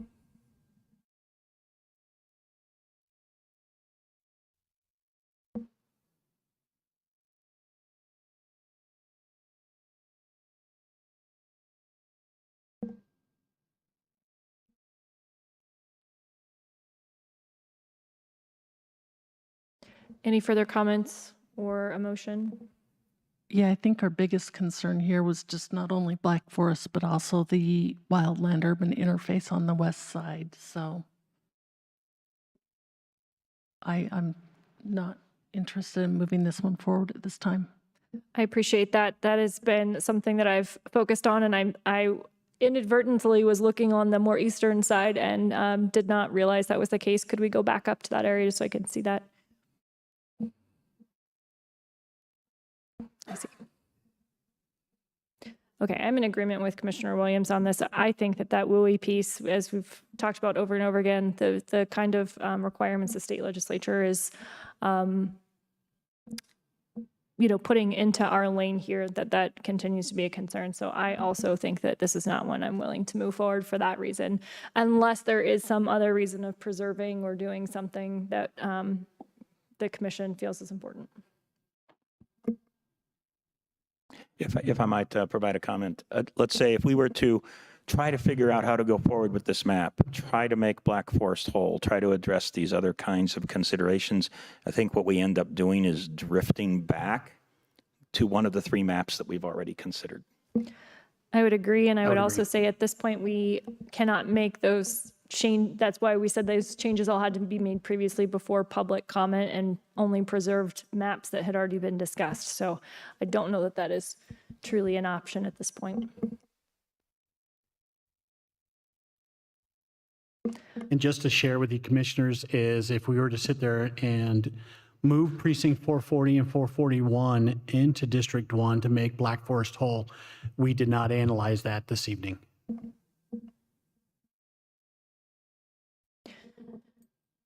So I think unless someone has an objection, we've probably had this conversation on this map. Are there any of the other maps that we'd like to see pulled up or any other motions? I have a comment, if that's okay. Yes, Commissioner Gonzalez. Thank you, Madam Chair. So as they're bringing up the other maps to review, I did want to highlight all the great effort by the staff, all the input from the residents, very valuable. Not sure if we're going to add any more, but I think what we've looked at and we saw, well, we really did listen to the public, and from the beginning, from the very beginning, discussions about combining all of Southeast Colorado Springs, and then the commissioners or this board utilized the definition requested by the residents. In the 30, I believe, State Senator Tony Exum was an advocate for the 30 that we've been talking about. I believe that was his definition. And so we utilized that. So we listened to the public, we listened to the residents. Keeping Monument whole was something that was brought up at the very beginning. And that's done in all the versions of the maps that we're looking at and move forward. Combining of Patty Jewett, one of the big three things that was highlighted was accomplished in all these maps. And then in, I believe, all of the maps, at least 2 districts are competitive, and in one map, 3 districts that we're looking at and have moved forward are competitive, I think, by the definitions. And so, yeah, I just wanted to thank all my fellow commissioners to get this point, and the residents for their input, and the staff for the work as we continue to move forward. I'm very happy with the work that's been done. Thank you. I'll just add a comment to that too. I too really appreciate that. I thank you for bringing up all of those things. You know, we started in one place, and of course, our wish list tended to get a little bit longer and longer as we heard more input from the public and explored this further. But I too think that we've accomplished many of the things that we set out to accomplish. Including those things which were very much Colorado Springs focused in many ways, but some of the things that are a little more outside of that WUI area, Black Forest, keeping that whole, obviously, didn't get to the Eastern Plains completely combined there, but I really appreciate the willingness to literally split the difference in this case and try our very best to make sure that, there's hopefully each side of the 2 and 4 in district, in those map 6, that those residents feel that they are large enough to have a strong voice in each one of those commission districts, even though they are split. So I too thank the staff for a late night and lots of work, and this commission as well for thoughtfully taking in so much and accomplishing so much based on those communities of interest. And I will say, and accommodating my desire to keep as much of that powers, that Eastern Powers corridor intact as possible. It was a tall order, and I think the maps that have been brought forward do a pretty good job of that. So I will ask for additional comments and or any additional motions on maps. I will say I'm happy with the 3 maps we've chosen. So I think we actually have 4, if I'm counting. Do we have 3? 3. We do have 3. Okay, so we did not bring forward the first version 6. Thank you for getting a little late. Okay, so we have map 6 version 2, map 6 version 3, and map 1 version 2 as our 3 maps. Okay, so final comments at this point, Mr. Schleicher? So commissioners, as we move forward, could we propose archiving maps at this point? So I would suggest archiving map 1, archiving map 2, archiving map 3. Since we're not moving forward with map 4, archiving map 4, and also archiving map 5. And these were the originals, final map 1, 2, 3, 4, and 5, and also final map 6, because we're going to be moving forward with map 6 version 2 and map 6 version 3. So we can sit there and put those into the archive folder. They will not be deleted. They would be put in the archive folder. So moved. And I'll second. Okay, so that has been moved and seconded. Are there any further comments? So I will call the roll. Commissioner Williams. Commissioner Vanderwerf. Aye, sorry. Aye. Commissioner Gonzalez. Aye. And the vice chair votes aye, so that passes 4-0. Thank you for that recommendation. I think Thank that you. makes it nice and clean for the public too, to see which maps are finalists and moving forward and still have access to that past information. Commissioner Vanderwerf. Yes, Madam Vice Chair, thank you very much. In consideration for the map 3 and map 2, which has the split of 560, it just dawned on me, what does map 1 version do with 560? Sorry to bring it up. So are we talking map 1 version 2, Commissioner? Correct. Yes. Did we keep it together?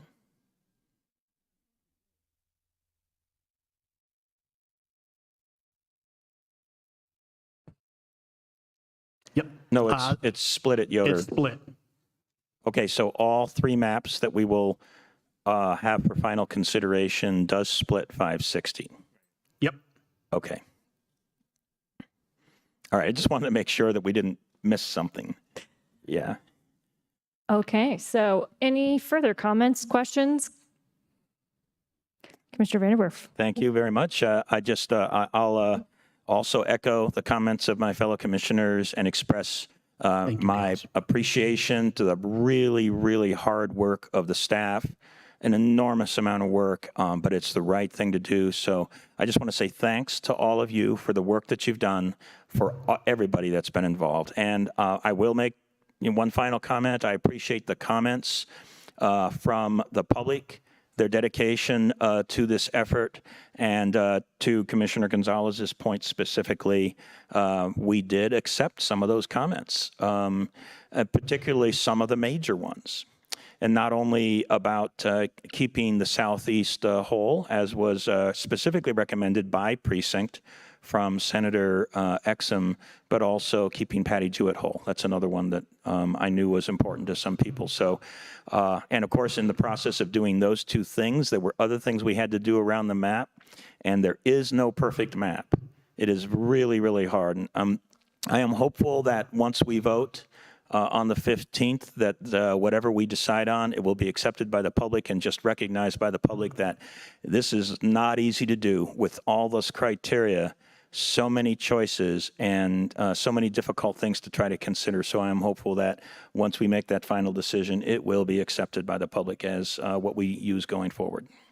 Commissioner, thank you all so much for the kind words. I got an amazing staff. They do a great job. But I tell you, as going through this process, it also made me reflect back as I've lived here since 1975.